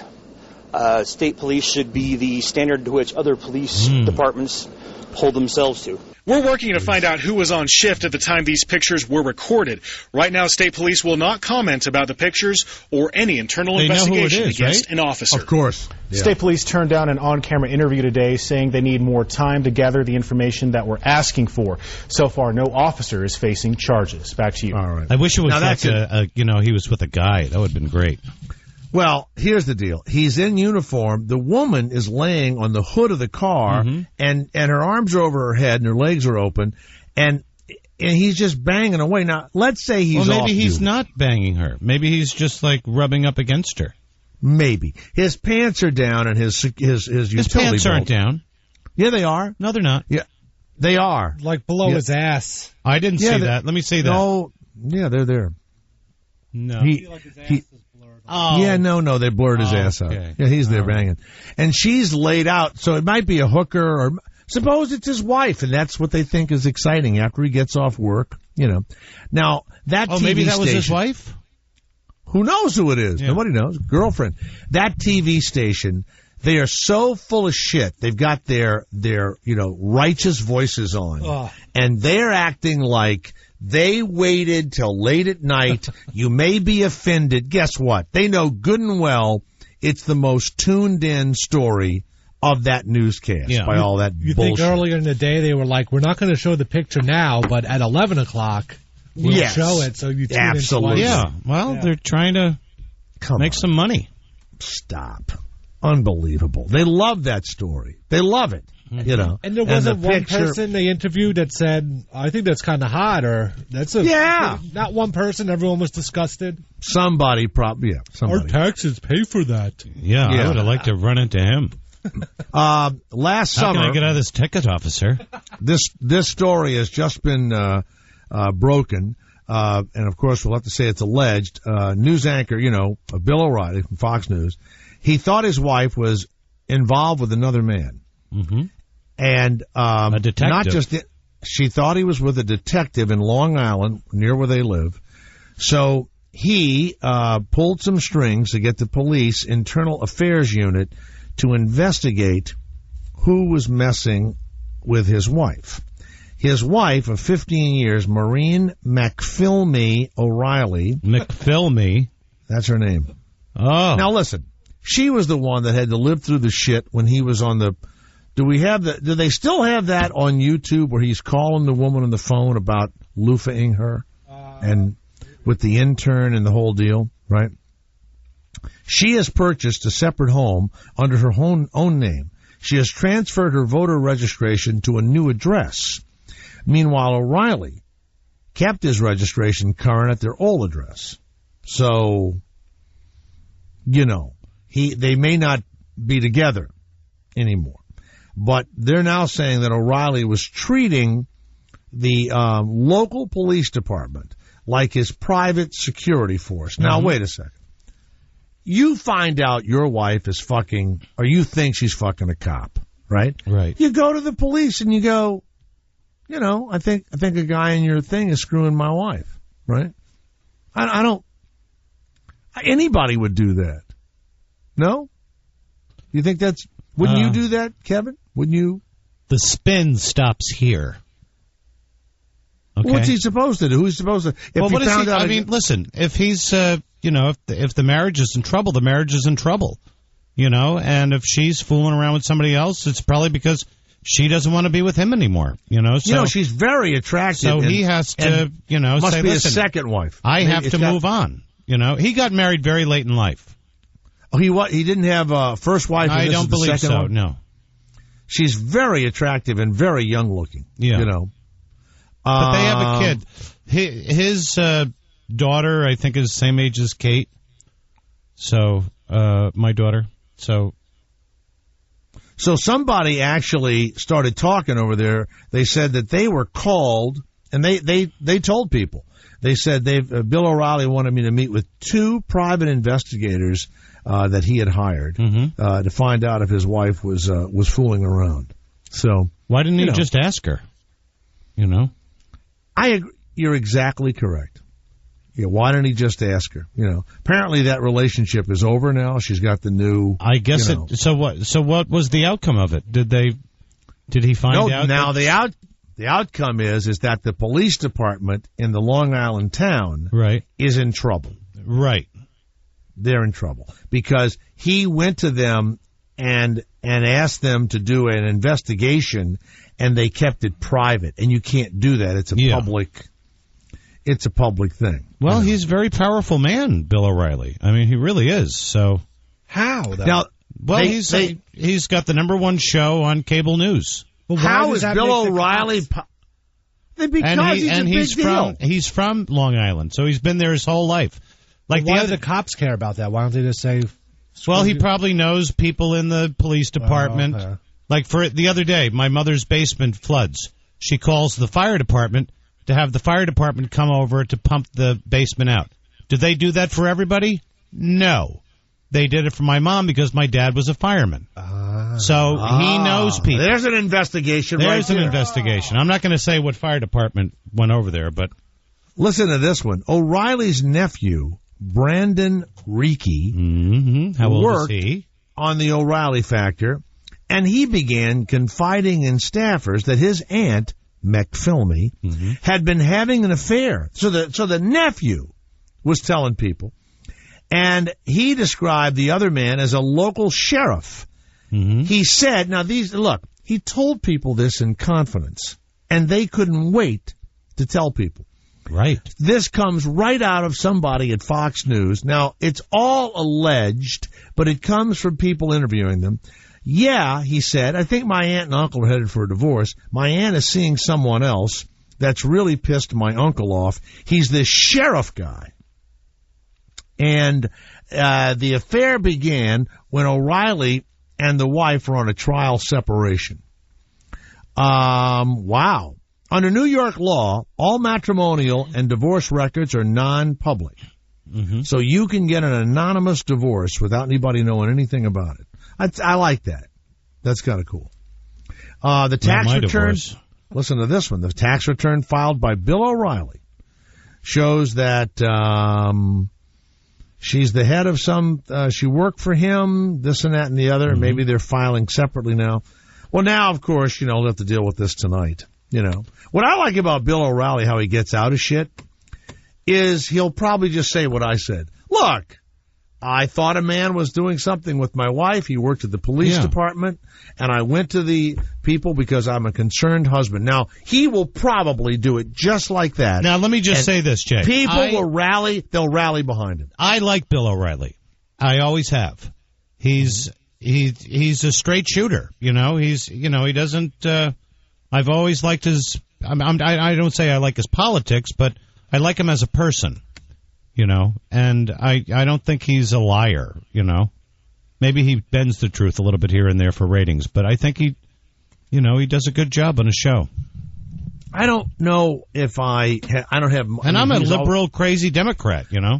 When I went up there to do Hannity the first time, Hannity's a fucking idiot. First time I went in to do it, O'Reilly walks by, and I'm putting a tie on or something. He walks by and he says, Jay, you're doing Hannity tonight? I said, yeah. He says, don't wear a tie and just be yourself. We need to shake this place up a little bit. That's what he said to me. Yeah. And I like that. Obviously, when I went in with Hannity, I had a great time, but they did not even consider me as a replacement for Alan Combs because Hannity wouldn't have been able to be the star of the show. Oh, Hannity wanted to be on his own. He didn't want to be with anybody else. Right. That's true. He forced Combs out.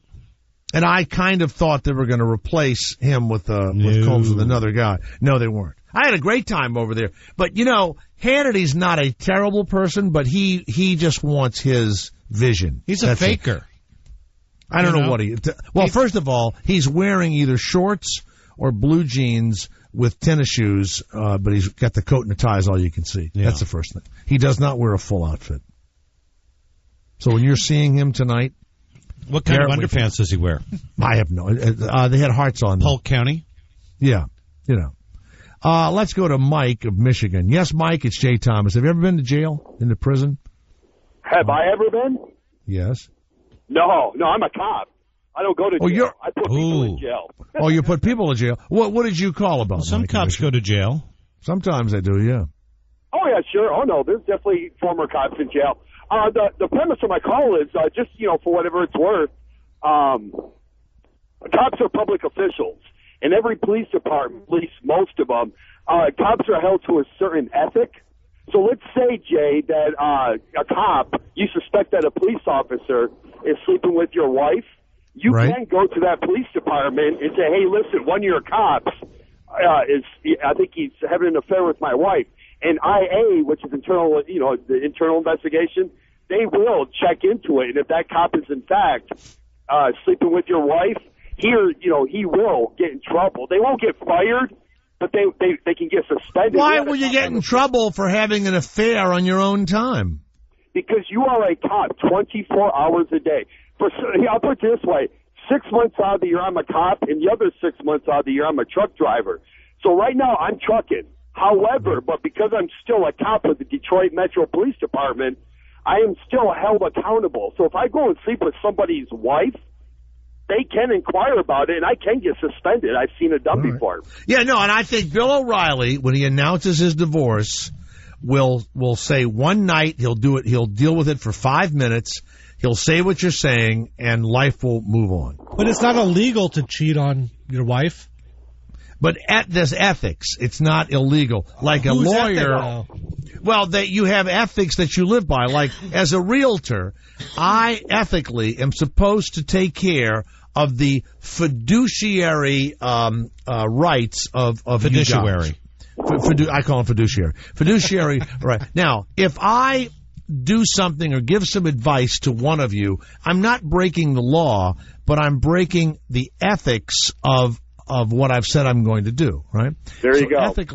And so then I can be reprimanded or suspended and not be able to buy or sell real estate for a while or whatever, but not taken to jail or sued because maybe I told Kevin, hey, look, he'll take $10,000 less or whatever. You're not supposed to do that kind of stuff. So cops are held to that same standard. We won't ever get fired for sleeping with somebody's wife. But, yeah, we can get suspended. Now, hold on a minute. We're going to go to break because Mike of Michigan, somebody from Detroit, wants to talk to you about being a cop there. Ooh. Stay where you are. Well, the Michigan cop has hung up, but Donnie of Detroit wanted to talk to him. He's listening, Donnie. What did you want to say to the Detroit? A cop. What? What's that? A cop. Now, you got it. You're yelling so loudly. You're over-modulating. He's not really a cop. He's that guy that pretends he's a cop. He pretends he's a cop. He pretends he's a cop, and you let him get away with it. Well, okay, so he pretended he was a cop. So what? It's not like he said anything wrong. No. Let's go to Shane. It's the Jay Thomas Show. Yes, Shane, how are you? I'm good. How you doing? Good. Hello, we only have 30 seconds, Shane. Go ahead. I just wanted to say that it is actually against the law and illegal to cheat. It's called adultery, and there was a story in the news not too long ago about a woman that got caught in a park messing around with a guy, and they found out she was married, and they wrote her a ticket out and charged her with adultery. Oh, stop. Yeah, I don't think adultery is against the law. Where was that, in Alabama? Yeah, you can't do that. You know, it is against the law. Adultery is against the law. So it is not. Yes, it is. It isn't. It is. They wrote her a ticket. It was a big story in the news. I'll look it up. Yeah, we'll find out. All right, Shane, we'll check it out.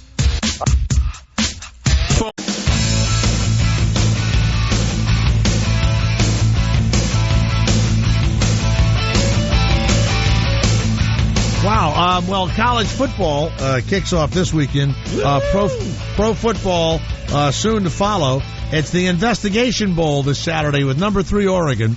They're under investigation against number 4 LSU, where the quarterback and one of the linebackers allegedly beat the shit out of a guy, kicking him in the head, breaking his face all apart after sneaking out of the dorm and everything else. So they're all in trouble. Down in Miami, some guy that's in jail said he paid off all kinds of people.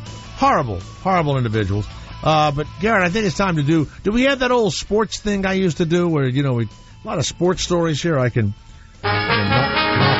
Time now for Blue 57. Blue set. Hot, hot, hot, hot. Yeah. Time now for Jay Thomas Sports. Who are you? Okay. I'm Chuck Terrell. Okay.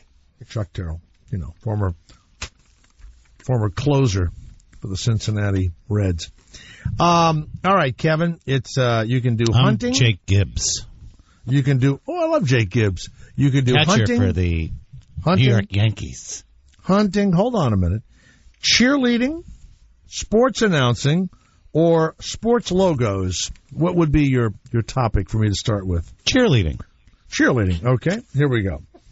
The Cincinnati Cardinals manager Tony La Russa got a surprise a couple of weeks ago when his daughter, Bianca Tai, that's what she calls herself, told him that she was trying out to be a Oakland Raiders cheerleader. Mm-hmm. She posted on Twitter that she had become a 2011 Raiderette. Oh, she got the job. She did. A goal and a dream of mine has come true, she said. Oh. Her father doesn't seem to know that women that become Raiderettes are not thought of exactly like Dallas Cowboy or St. Sacian's cheerleaders. Why is that? Because animals are fans of Oakland Raiders, and the women that cheer for them are animals also, in my humble opinion. So you're saying that the people in Oakland are animals? Yes, the fans of the Oakland Raiders are animals. And when they were the Los Angeles Raiders, they were animals also. They're the worst fans. They're the most horrible people. I don't even know. Didn't John Madden coach them? Yeah, they were, and the fans were horrible back then too. Mm-hmm. The players of other teams. When was the last time they were in a Super Bowl? The Oakland Raiders. Been a long time. No, 20 years, right? Something like. They lost to the Bucs in like 2000. Oh, did they? Well, I'm going to root for when the coach Oakland left, and then he beat him. Left, yeah. That's right. I'm so rooting excited for the Raiders this year. Go Raiders!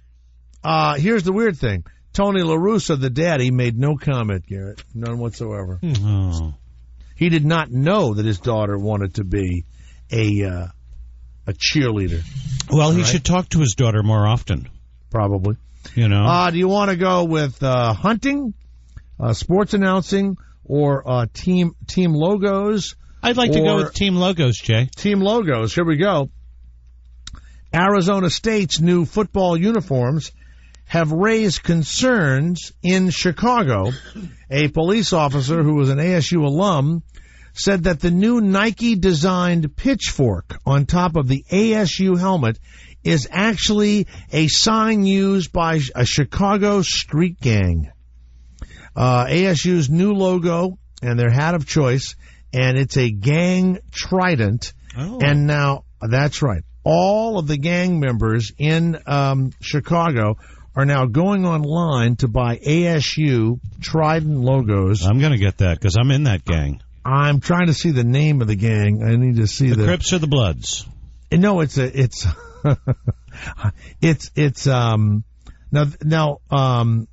it's called Satan's Disciples. Oh yes, I was in that gang. I'm actually going to go back to that.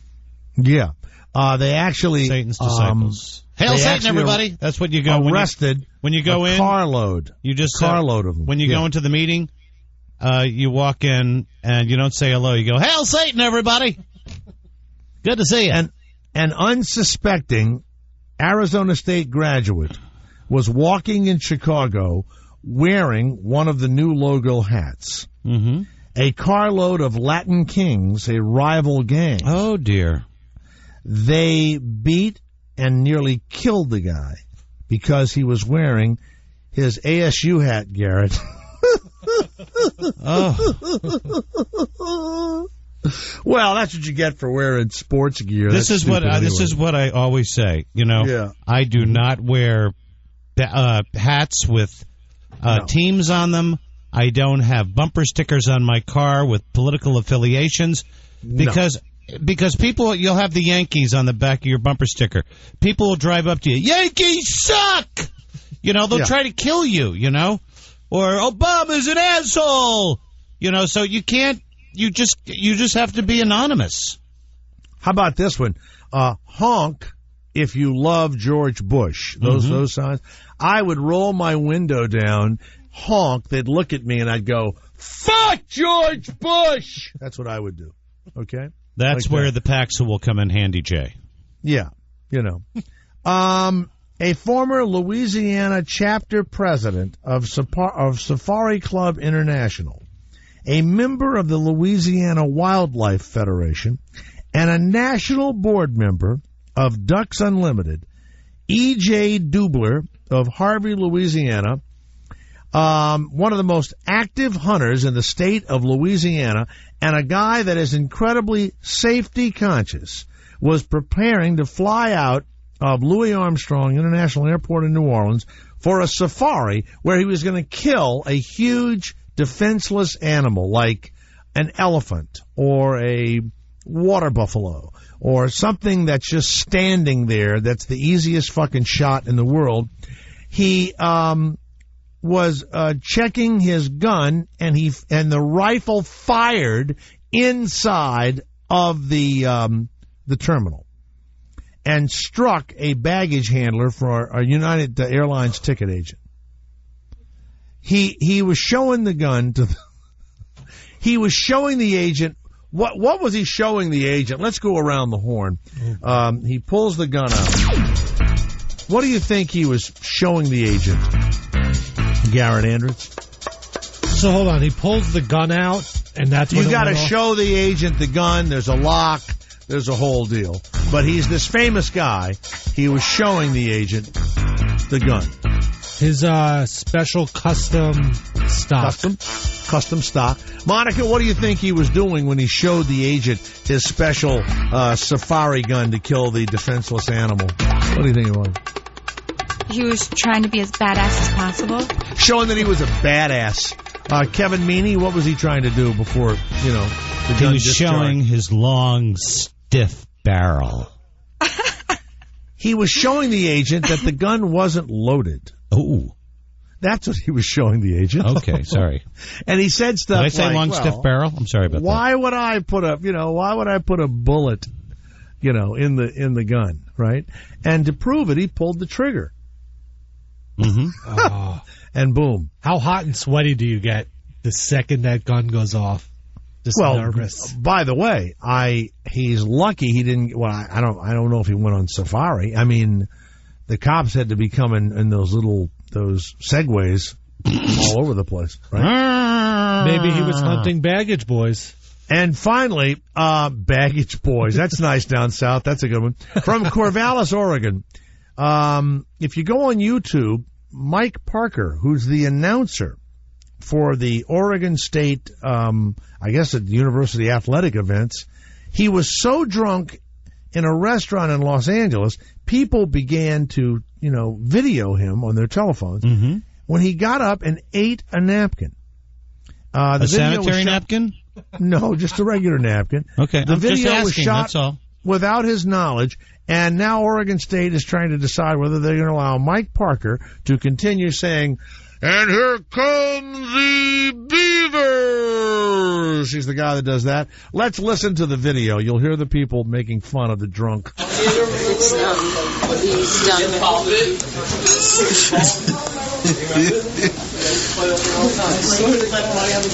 Y'all are going to hell. Straight to hell. I already know that. Do not pass go. Do not collect $200. You are going there you straight go. to hell. You put it. Stop. Showing the Oregon State athletic announcer eating a napkin. It's on the table like he's used it. And at first he picks it up and just takes a bite and washes it down with some drink. But after he does that, the napkin falls on his plate, so he starts using his fork. And he picks the napkin up with his fork and just puts the whole thing in his mouth and swallows it down. Yeah. I've never been that drunk to eat the napkin. By the way, did I not say St. Louis Cardinals baseball? What did I say? Oregon. No, before. You put St. Louis Cardinals baseball. That was supersonic amount. Well, we had a couple callers call in to say it was. What did I say? St. Louis. I don't remember. I said Tony La Russa is the manager of the St. Louis Cardinals. I thought I said baseball, but maybe I didn't. So, also, Kevin, I know you've seen the play in Broadway, the Mormon play. You enjoyed it? Yeah, Book of Mormon. Yes, my daughter wanted to go to Book of Mormon for her 12th birthday, and there's a lot of curse words in there. No, it's just there's one scene where they shove the Book of Mormon up his ass. Oh my God! Spoiler alert. So, no, I did that. You don't. Spoiler alert. There are some curse words in the show, lots of them. Mm-hmm. Right. So for a 12-year-old, it's really not appropriate. But my daughter's very special, so. That's what everybody says about their kid, and they're not. Your daughter should not have been allowed into the Book of Mormon. Well, she could go with her parents, and both her parents brought her. It might make her want to put the Book of Mormon up her ass. I don't think so. Well. I actually asked her, I said, "What's on that X-ray?" She goes, "That's the Book of Mormon, Daddy." I go, "Oh." Because they show the X-ray of... And that was your way of... No, I didn't realize it was. I didn't realize... Oh, really? No, I didn't. Didn't look like a book? No. Okay. I was like, wow. God, English she's so and U.S. Mormons are now joining forces to create a positive musical about... Well, it really is a positive musical, Book of Mormon. It's not shoving it up someone's ass. It does not put down the Mormon religion. It really doesn't. It celebrates, that doesn't even sound possible. That's what I heard everyone say. Yeah, it's not bad. It's really got a great message to it. So did it make you want to go on a mission after the show? No, not at all. But it makes you want to be a better person. Yeah. I heard the worst it does is make them look a little naive at times, but that's about it. Yeah. I mean, it could be any religion, that they're talking about. I mean, every religion is absolutely insane when you really think of it, You see Hasidic Jews, you go, oh, my God, look at them, they're crazy. Then you look at a nun with a big habit on, you go, oh, my God, she's crazy. You look at the Pope, with the big mitre hat on. He's nuts, I mean. Right, they're all nuts. They're all, I'm just saying what they Do they have Muhammad in there? Muhammad's, no, I don't think they have Muhammad in there. You know what? I think they were going to have Muhammad in there, but they decided against it because they got death threats before, right? Oh, who cares? Well, you have to care. They'll fucking blow your ass. I like Letterman that they're threatening David Letterman. Cut his tongue out. Yeah. His monologue was great, and the top 10 was good. Yeah. So in England and in Utah, the Mormons are getting together. It's called Faith the Musical, and it's going to be held at Latter-day Saints conference centers all over the United States. You ought to try out for that one. Okay. Okay. You should try for that. Now, by the way, here's what's so funny. I said that Tony La Russa was the manager of the St. Louis Cardinals, but I said Chuck Terrell, the announcer, had been the closer for the Cincinnati Reds. That's what I said. Mm-hmm. That's all. I believe you. They thought I said Cincinnati. Tony La Russa, doesn't he work for the Mets now? No, he's still the Cardinals. Still with the Cardinals? Okay, I'm thinking of somebody else. How about Chuck Tanner? Who's he working for? I don't care. Nobody knows. Chuck Woolery got fired. Chuck Woolery. He was Wheel of Fortune. Nope. Chuck Woolery was the host of Wheel of Fortune. He was the host of Wheel of Fortune before Pat Sajak. For real? Okay, yeah. But we got fired from what? Recently? From Lingo. Bill Engvall took his spot. Oh, really? They revamped the whole show. Oh, they revamped it. Yeah. You know why? Bill Engvall just asked me to be a friend on Facebook. Did you No. Oh, what about the guy that was doing a trial in Texas, and the girl was really fine. He was on the jury, and he goes home and he tries to friend her. And they... He was a defendant? She was. Oh, she was. She had wrecked a convertible Corvette or something, and she was on trial for the wreck. Yeah. And he thought she was really fine, so he went home and he friended her, tried to friend her. They arrested him, for contacting the defendant. You can't do that. Jay, did you hear this one? Hurricane Irene could sprout bumper crop of magic mushrooms. Yes, I did. Why? Why is that? Because of the moisture and the wind, and there's lots of magic mushrooms out there now. Yes. I don't. I have friends that go and get mushrooms and all, but if you accidentally eat the wrong mushroom, I know stories of 2 or 3 people that you are dead by nightfall. So they say you have to be careful. You have to go out with somebody that really knows. Right. The right mushrooms to pick. Some person wearing a headband, Garrett, and a tie-dyed shirt. Yeah, you got to go with They say these substances have been used for centuries with just a handful of cases of addiction or long-term problems. Generally, they are fairly benign. I would bring a dog, and I'd bring a dog with me, and I'd feed the dog the mushrooms, and if the dog didn't die, then I would know they were safe. If the dog attacked you into your genital area. Whatever. No, you put the dog in a cage. It's just there as a taster for you. My mother's basement filled up, with water, and I remember when we were kids. Yeah. The basement filled up with water, and my dad was a fireman, and he wanted to go down to the basement to make sure, to see what was happening. We had just moved into the house. I was like 10 years old, and we had a dog, and he was afraid that he would be electrocuted if he went down there because of all the electricity. So he grabbed the family dog and threw the dog down. And the dog, swims right back up, and he goes, okay, I can go down now. Your dad did this? Yeah, I go, you were willing to kill the dog? Of course I was. I'm your father. So he threw the dog into the water. Into the water. What was that supposed to prove? How deep it was? No, to see if the dog would be electrocuted. Oh, my God. So if the dog was electrocuted, he wouldn't go down there if the dog died instantly. He didn't like the dog? Who would He go loved get that dog from the pool? He loved the dog, but, you know, he would it would be like a canary. You see if the canary dies before you go into the coal mine. Oh. You know, I thought it was very smart of him. You know, he was more valuable than the dog. But anybody I tell that story to, they go, oh, my God, that's horrible. In South Carolina, police believe that the dying pleas of an elderly woman were echoed by her pet parrot. Ooh. They the parrot was in her home. Oh, God. You should have that parrot on the show. Lieutenant Eric Bonnet said the bird began to mimic the plaintive words of Ann Copeland, 98 years old. I'm dying. No, once we pulled the blanket from over him, he began saying, help, help, and then he would laugh.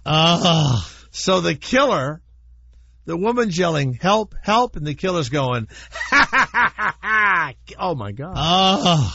Police believe the laughter was the imitation of Copeland's adult daughter, who has been charged with abuse and neglect. How old is the adult daughter? She must be like 78. 75 or something. Yeah. She was beating the old shit bag out of her mother, and the parrot was going, help, help.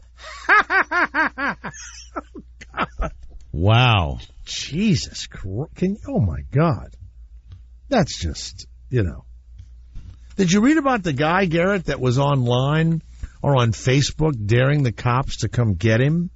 And they figured out who he was, and they went to his house and they got him? To get him for what, though? He was on the lam. He was a real criminal. Oh.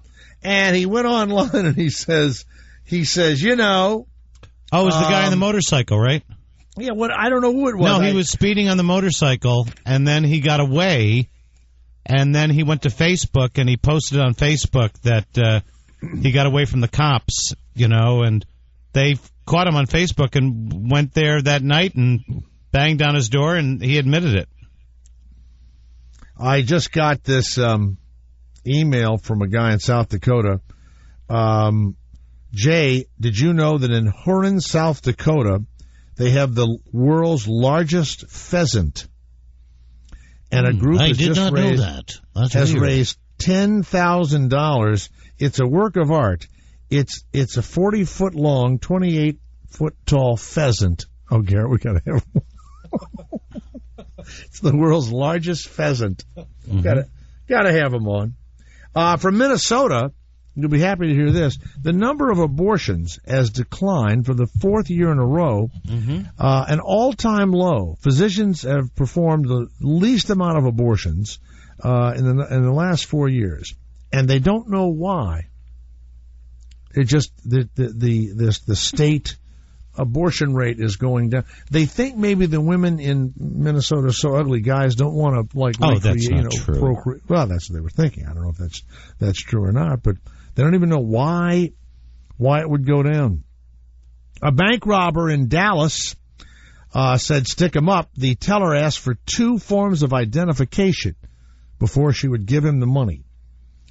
Nathan Wayne Pugh is going to jail. Nathan Wayne Pugh. Oh, I'm sorry. Going to jail for 8 years. Mm-hmm. I did 8.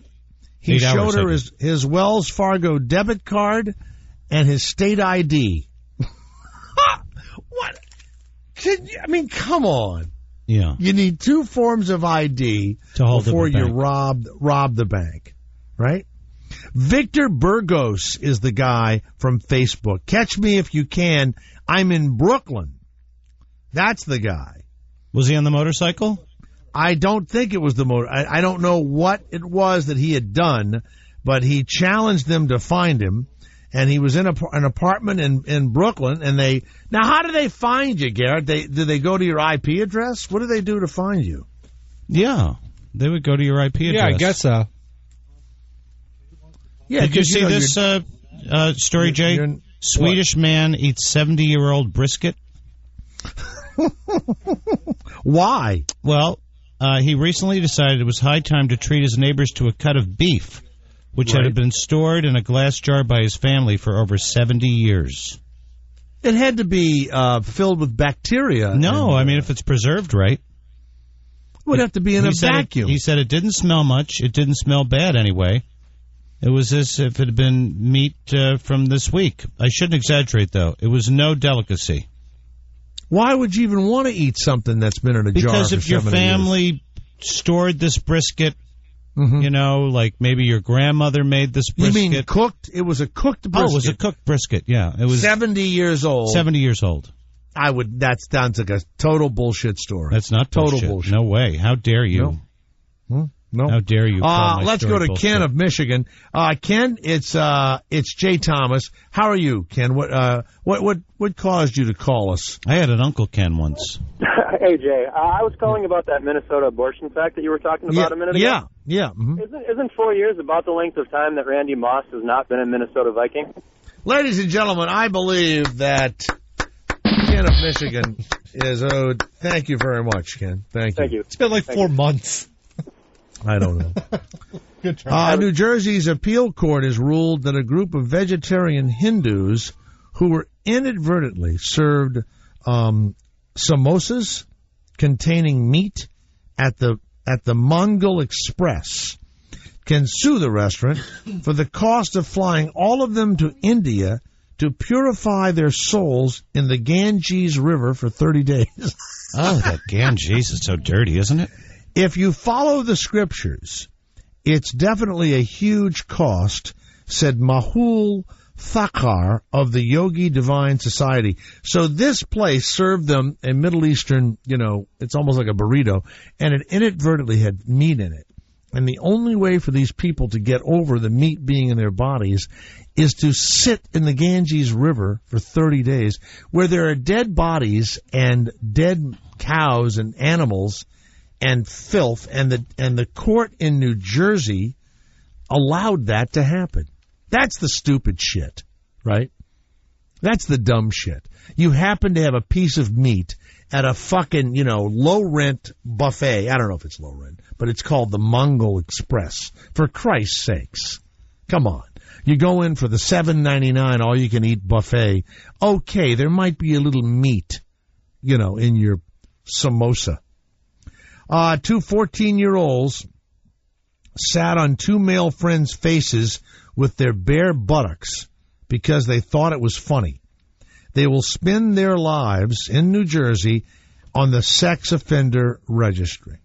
They were 14? Yeah, the same appeals court did this.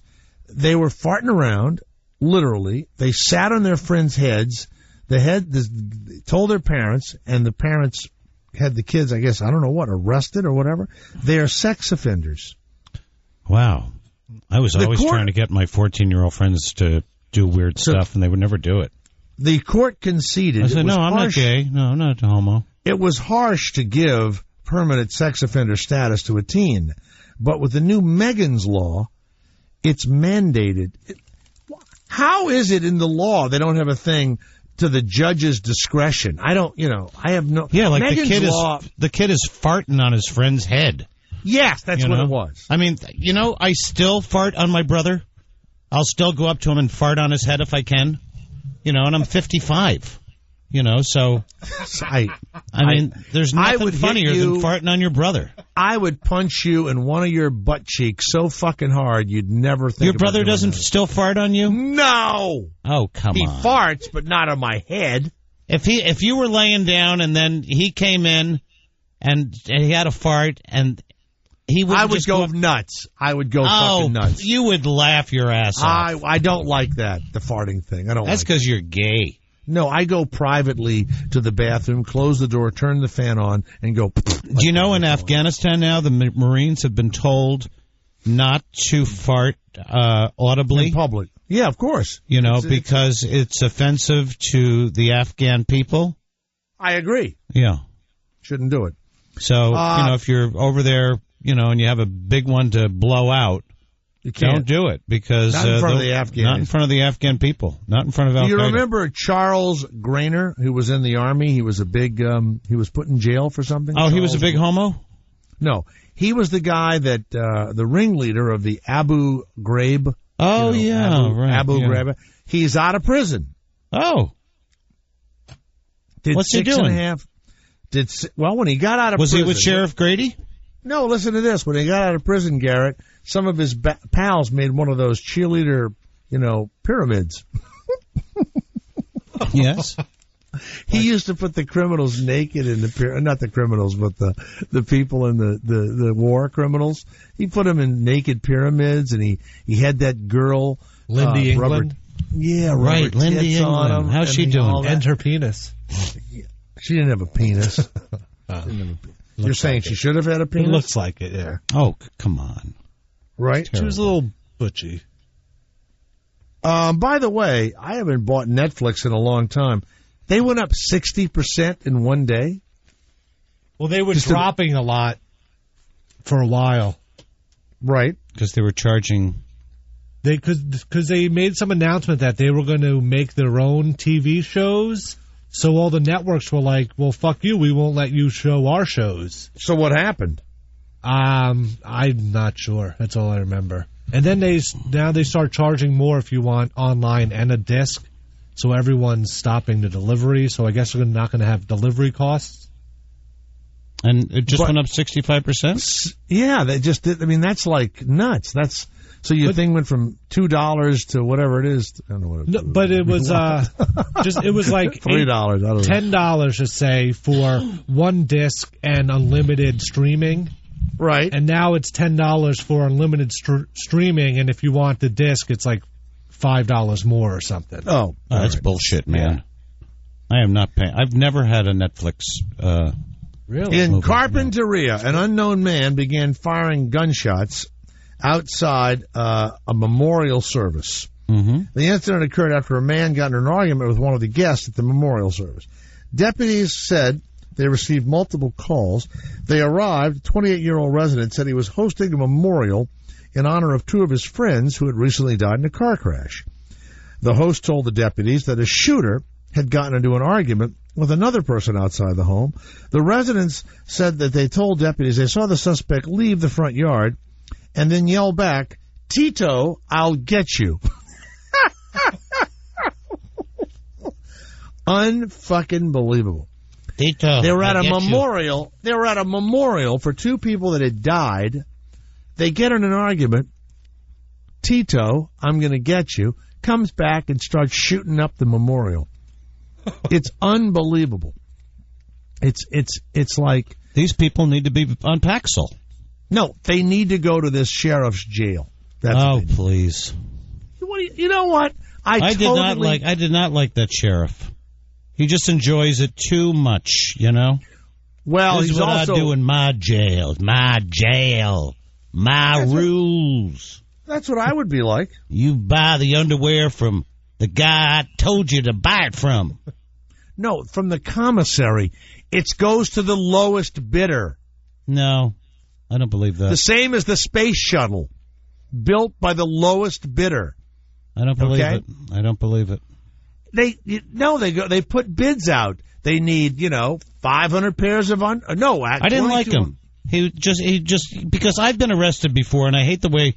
And my brother was a cop, so he was a nice cop. My brother, not like these crazy cops out there.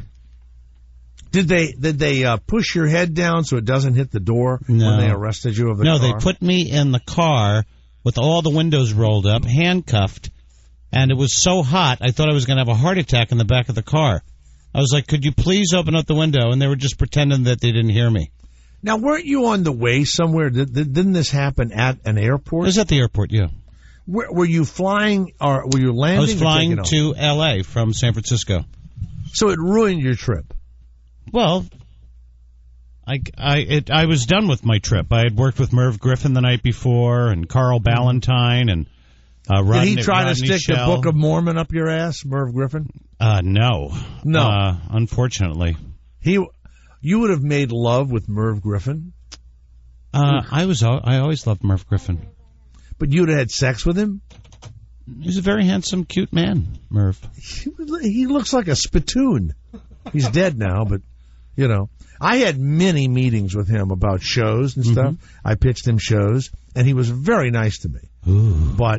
But he liked to just sit and talk to you. Yeah. And I'm only there to get a yay or a nay on a show, right? Mm-hmm. So I had to put up with, tease him a little bit. Maybe he'd hire me. Flirt with him a little bit. Yeah. Me and Danny Terrio used to go in there, Garrett, all the time. Mm-hmm. Oh, Danny Terrio. Who? You know who Danny Terrio was.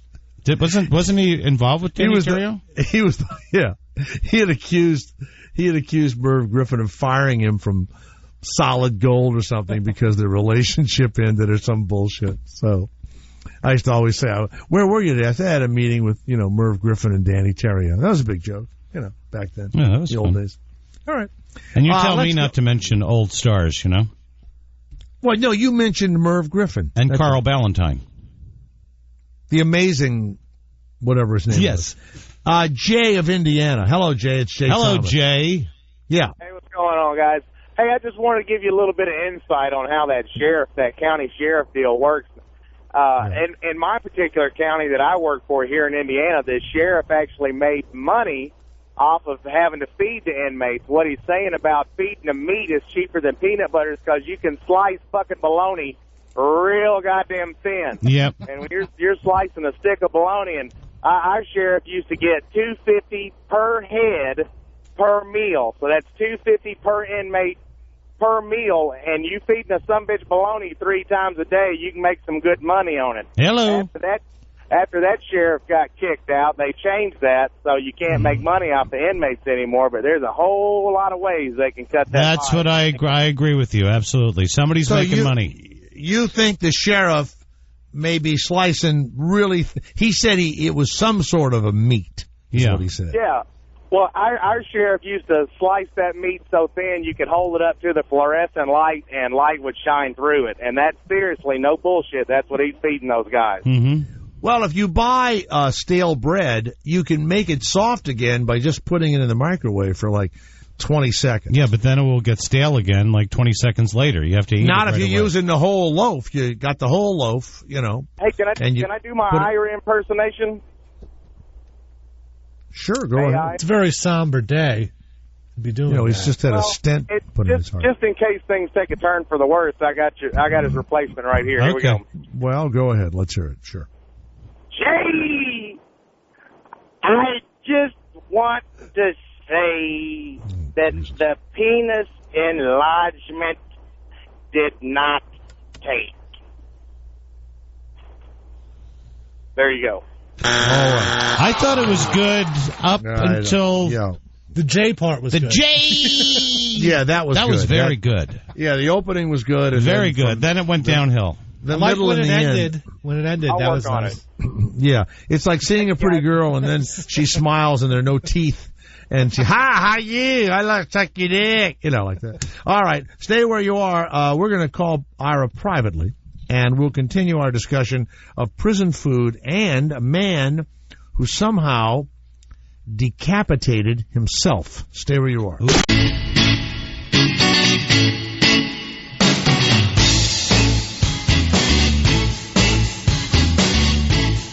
Which York County? Which state is that, Garrett? I would say New York. I don't know. York County. Virginia. It just came in. He just emailed Virginia. Virginia. York County, Virginia. That's Virginia. Virginia. A man has set fire to a trailer and then decapitated himself in a domestic dispute. His name has not been released. Sheriff Danny Diggs said the 46-year-old had been living in Chicago. Shortly after 10 a.m., they were called to Nathan Place to respond to reports of domestic dispute. The man involved had left the scene, and 15 minutes later, a trailer was reported on fire at an intersection. And then deputies approached the burning trailer, and they saw that it was being towed by a white Ford Explorer, driven by the man who had left the scene of the domestic dispute. The man would not get out of his vehicle. The firefighters noted that he had a cable wrapped around his neck, Kevin. The other end was attached to a tree. He then floored the vehicle, pulling his head as it tightened around his neck through the driver's side window. So he decapitated himself. The vehicle came to rest 150 yards away. I wonder if they brought the head and put it next to Ted Williams. His head was bouncing down the street off the ground. Unbelievable. Yeah. Wow. All of this because he was fighting with his wife or something? Yes, he was probably gay. No, he wasn't. Why do you? Because he didn't want to tell his wife he was gay, so he decapitated himself. You know, I thought of decapitating myself. You were so worried about telling him? Yes. So I said, maybe I'll decapitate myself. Did you think about committing suicide before you did it? No, just decapitation. No, I mean it. I mean, you know, your wife had to know you were gay because we all knew you were. No, she did not know I was gay. Then you went out with the dumbest women in the world. None of the women I dated knew I was gay. I was a very good boyfriend. But we all knew it. We used to talk about it. Every comic you ever worked with, every guy you ever worked with always said, you know, he's gay, right? Like that. And nobody ever said that. I'm a man's man. Amy, it's Jay Thomas with Kevin Meaney, a man's man. Yes, Amy, go ahead. Hi, Jay. Hi, Kevin. Yeah. Hi, Amy. Yeah. How are you? Hey, so you were talking about prison food earlier, and I have a little bit of insight into that. Mm-hmm. I work for a freight broker, so we move a lot of loads for our customers. What kind of loads? Don't say loads in front of this idiot. I was just wondering what kind of loads. Big loads, small loads? Move a bunch of loads. Just loads. I mean, that's like weird. Or anything. Yeah.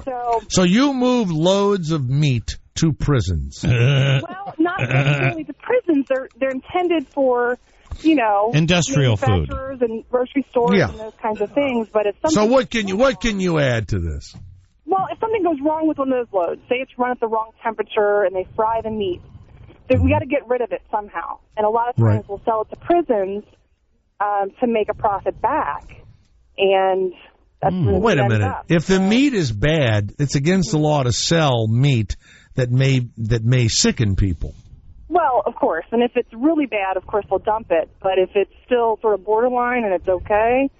What about if it's just like for a manager special? Could you sell for that? Then Jay could buy some. Whatever we can do. You know, you know what, though? Recently I had a couple of manager specials. We opened them. Whew, they stunk to high heaven when I opened them. Did you bring them back? I do, and it's weird because they're only like $3. So it's like a $13 steak for $3. I would have called the Board of Health.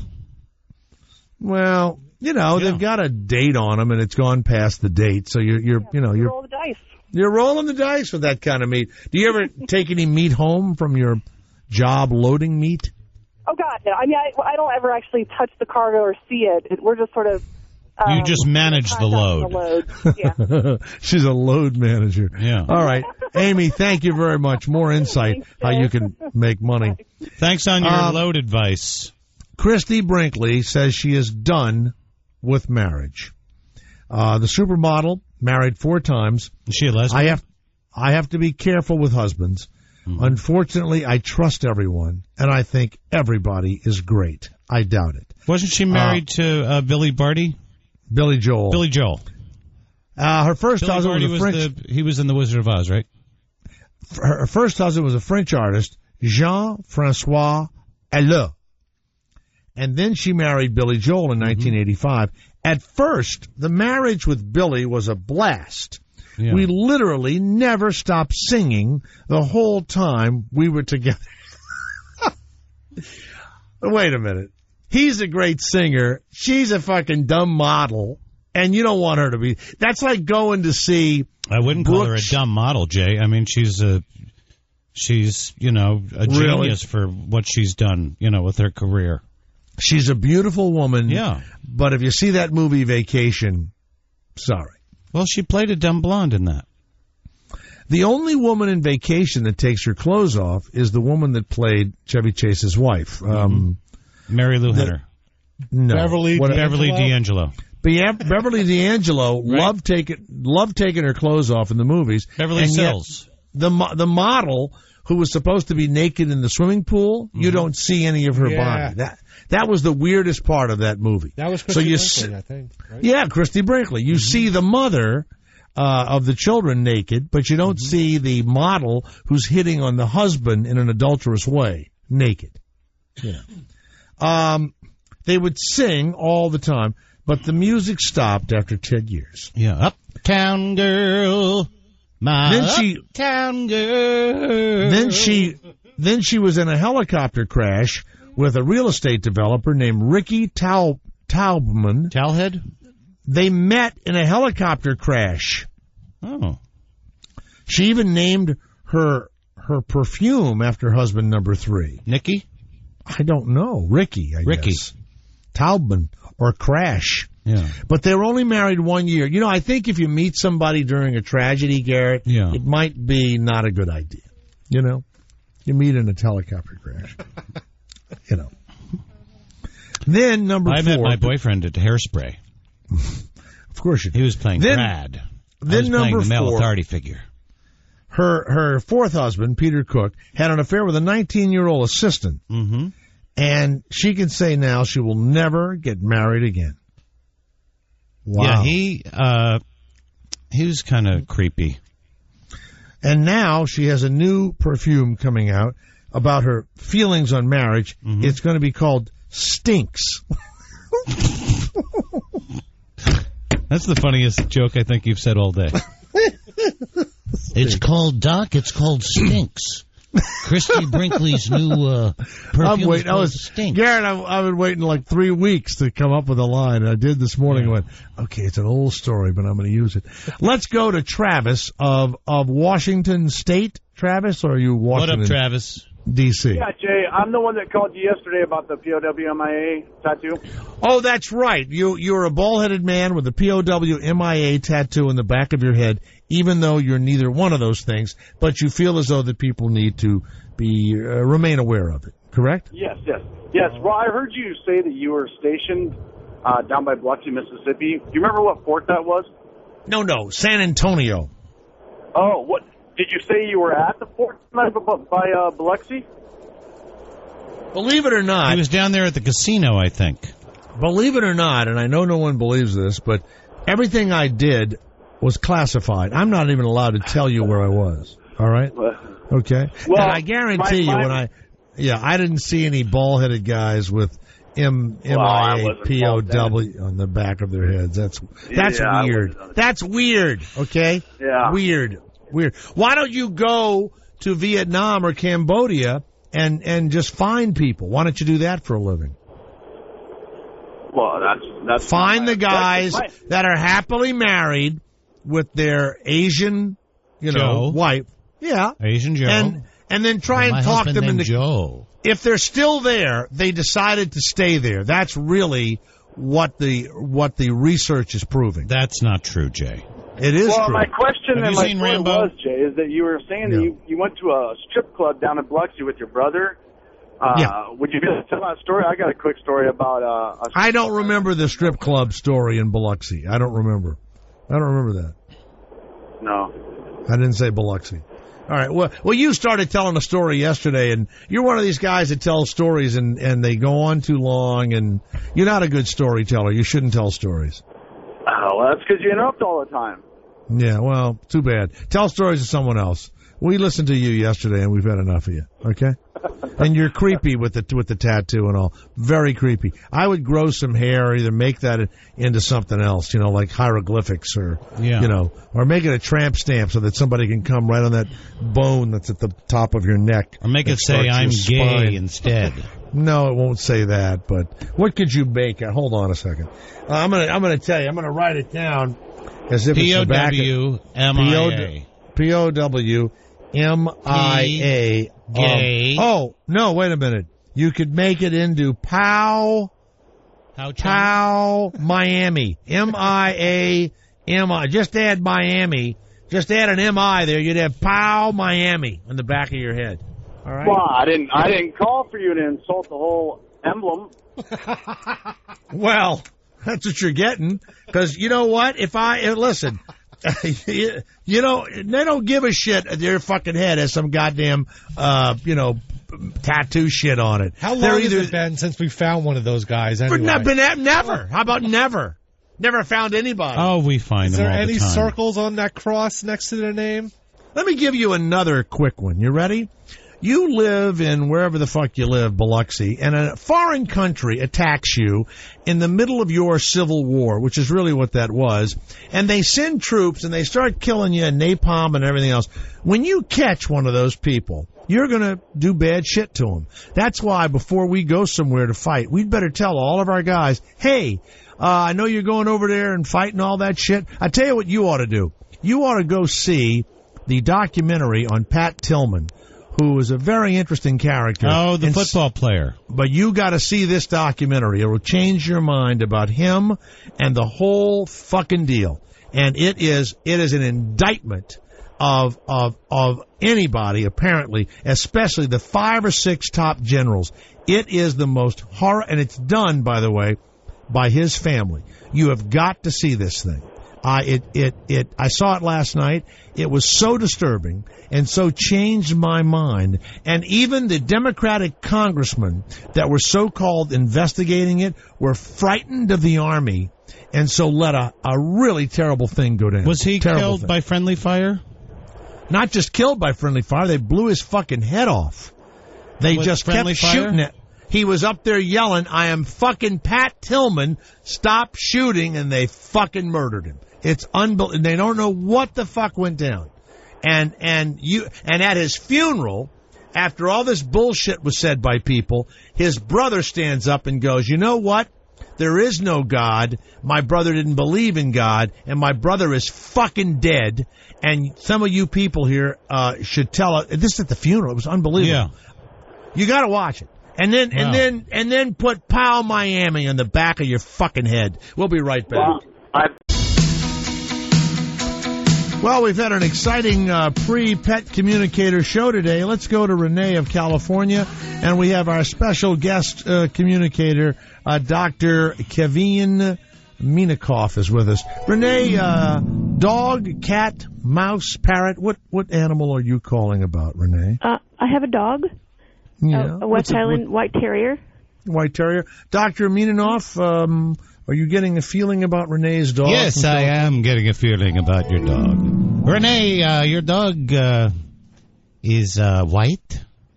Yes, he is. It's a male dog, yes. Wow. He's having some emotional problems now, I believe? Actually, we're trying to figure out what it is, to be honest with you. Yes. Is he doing a lot of barking and crying? Not all the time, no. Just mostly when I leave. When you leave the homestead, yes. Have you taken any swabs of his semen? No, I have not. No. Is he still active sexually? No, he's not. He's been fixed then. Yes, he has. But the lipstick will still come out occasionally? Yes. Yes, it will. I would take a swab, a cotton swab, and swab that, and send it. The red? You mean the gland's penis? Yes, I just say. By the way, that's what it's called. I say lipstick because that's what everyone knows it as. You would actually touch the lipstick with the swab, with the cotton Q-tip. Not necessarily a Q-tip, but a swab. Mm-hmm. So, then what? And then send it to me. I will analyze it and let you know what you can do. Okay. Wow.